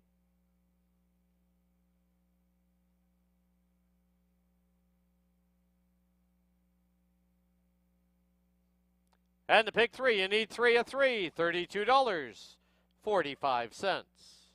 Final running time, 1:17 and 82/100ths. That'll wrap up our live card here at Hastings. Don't forget that live racing continues on the holiday Monday. First race on Monday is 2 p.m. Simulcasting continues in the race book till 10 p.m. this evening, as well as our gaming floor is open. And just a note to our on-track guests, the 50-50 draw has been claimed.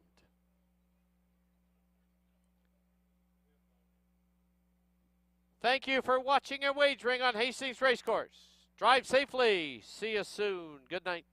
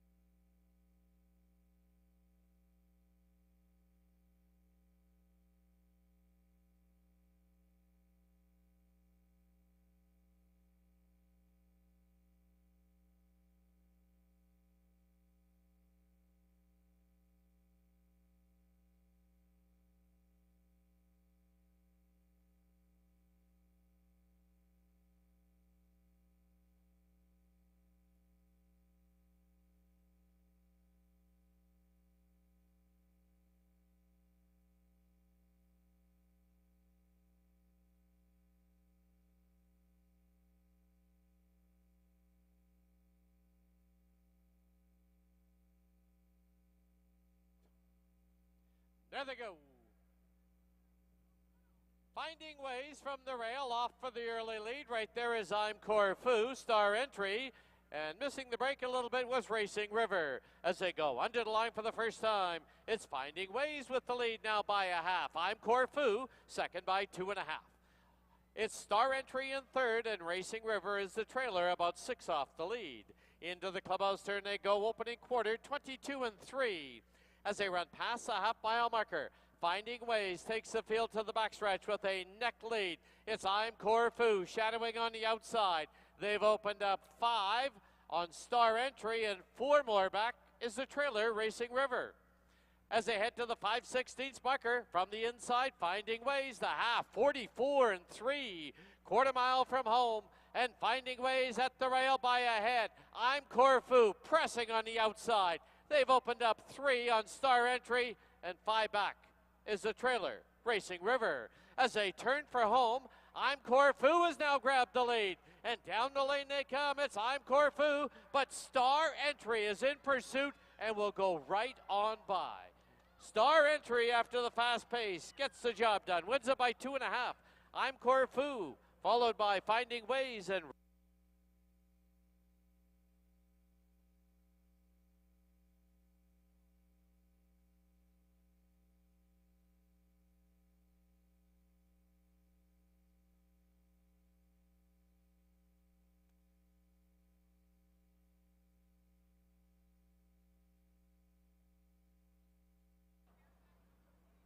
there they go. Stanford North is quick at the break and on the early lead. Showman now drives up along the inside.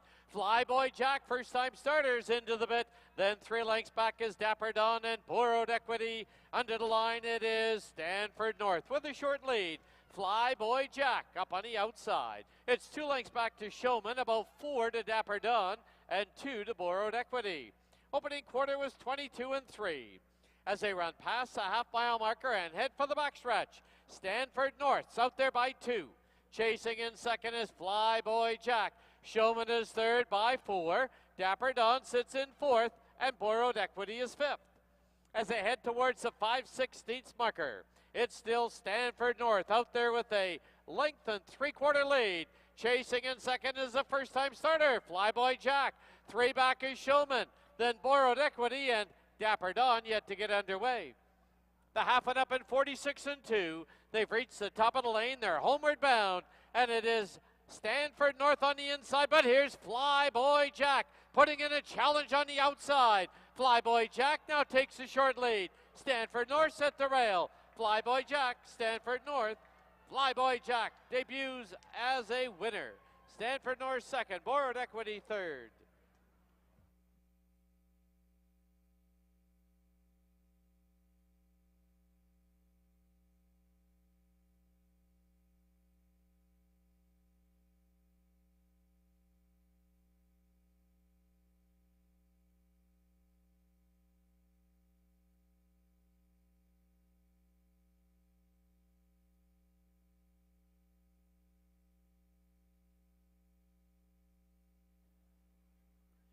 There they go.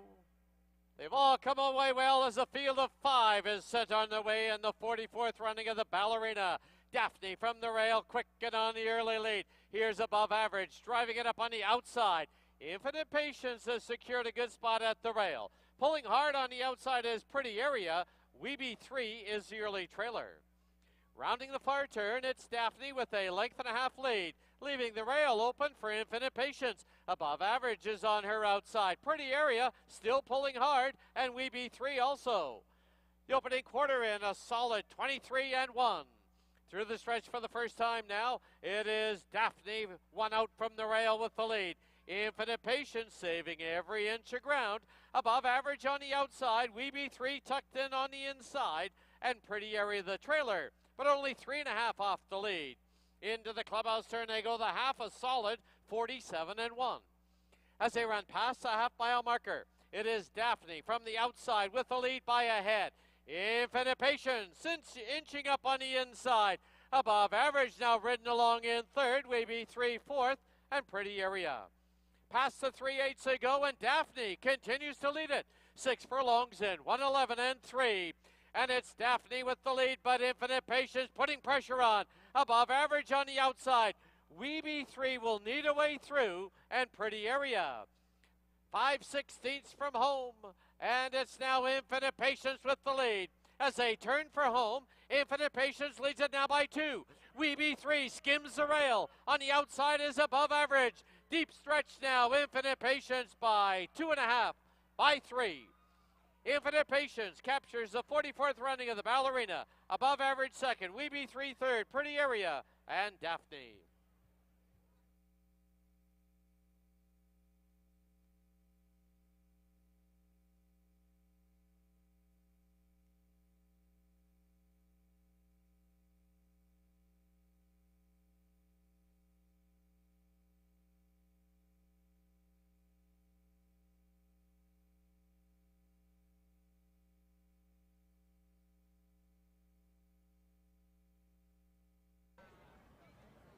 There they go. Closely bunched, set to shine from between runners, Prince Cairo, and also right there, Smart Lad. As they flash by us now for the first time, set to shine has the rail and the lead. Smart Lad pressing up on the outside. 3 lengths further back is Prince Cairo. Then we come back to Wandalita and Florida Gator a little wide into the turn. As they go into the clubhouse turn, it's set to shine with the lead. Opening quarter, 22-1. As they head for the backstretch, set to shine, leads it now by a tight length. Smart Lad is second now by 5. On the outside is Florida Gator. In between them is Wandalita, and at the rail, Prince Cairo. As they run to the 5/16 marker, it's still set to shine with the lead. Half sped up, 44-4. And it is set to shine with a quarter to home. With the lead by a little over a length, Smart Lad is now asked for run in second. It's 3 lengths back to Prince Cairo, Wandalita, and on the outside, Florida Gator. But as they turn for home, it's set to shine, clearing now by 3. And down the lane they come. Set to shine is well in command by 4 by 5. Set to shine goes all the way. Smart Lad second, Prince Cairo third, Florida Gator.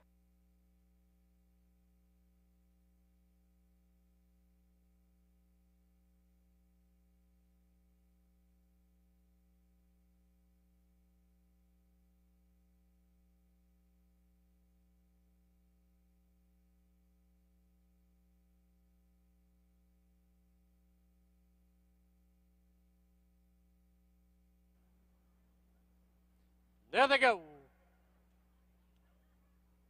Backfire Baby set off for the early lead, driving up on the outside, missed the hype. Back zone gets away in third. Ostracized on the outside, To Be Sunny, and the early trailer is Walking the Walk.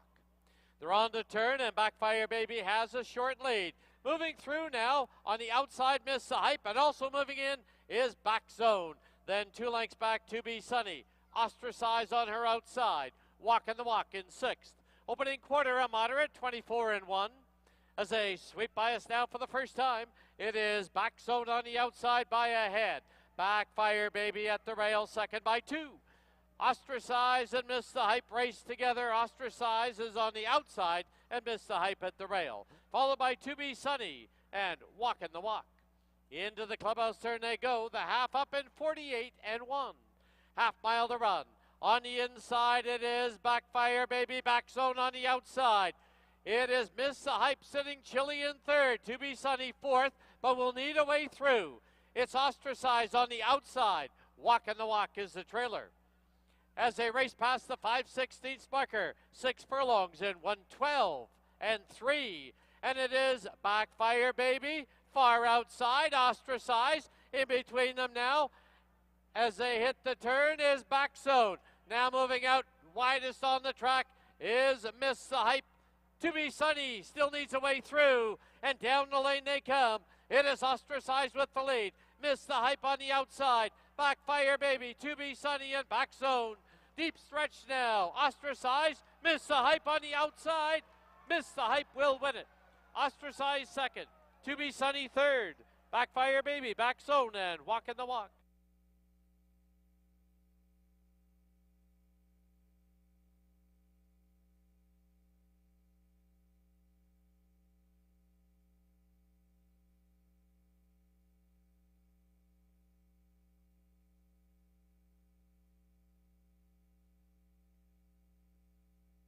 far turn. The gray Scarlet Tanager is next, and another half a dozen back to Mojo Matters as they hit the far turn. Opening quarter in 22 seconds flat, and it's Willow Moon showing the way from Ding Ding, who's made it up into a clear second. But Willow Moon with another gear lets it out a notch and moves away to a 2-length lead. Ding Ding is struggling to keep up with a furlong to go. They are well clear from making a double back in there they third. go. 1 furlong to go. Willow Moon off the turn. Field of 8 away sent on by the way in 4. the BC Now by Premier's 5 with a 16th Championship. to go. And It's all Sunbird Willow Moon quick and get on Marshall the early Mendez lead. Here's take it all Just the Jimmy way. driving Willow up on the Moon outside. going to At score by Attention's 4. got a good spot Scarlet in Tanager got third. up for second Then over Stay Ding Ding, Fantastic and in then came fourth. making a Accidental double. Hero in fifth.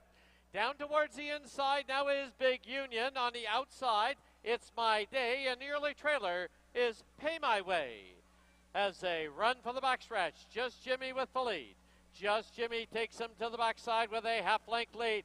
At Attention under a strong hold in second. Sunbird under wraps in third. Accidental Hero at the rail. Stay Fantastic. It's My Day's on the outside. Big Union's at the rail. And Pay My Way in 8. That opening quarter in 24 and 3. Rounding the far turn, and it's Just Jimmy, and at Attention they've opened up about 5 on Sunbird. Accidental Heroes on the outside of Stay Fantastic. Then it's back to Big Union. It's My Day and Pay My Way. The half was 49 and 3. Through the stretch now with 1 lap to go. And Just Jimmy from the rail leads it by a head. Right there on the outside, at Attention, second by 4. Sunbird sitting patiently in third, followed by Stay Fantastic, Accidental Hero, Big Union, It's My Day, and Pay My Way, the trailer. Into the clubhouse turn they go for the final time. 6 furlongs, 1:15 and 4. Half mile to run in the BC Premiers as they head down the backstretch.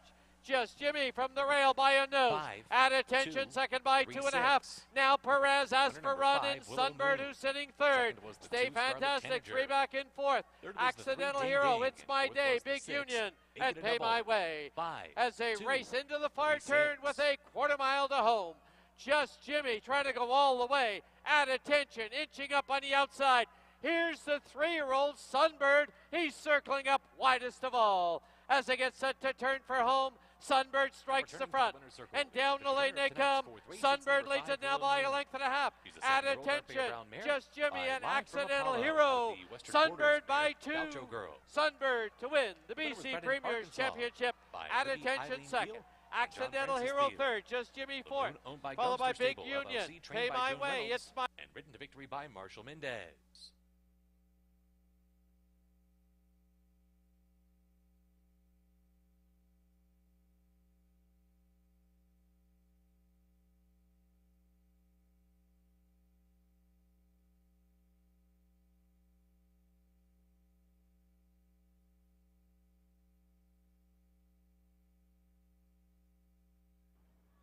There they go.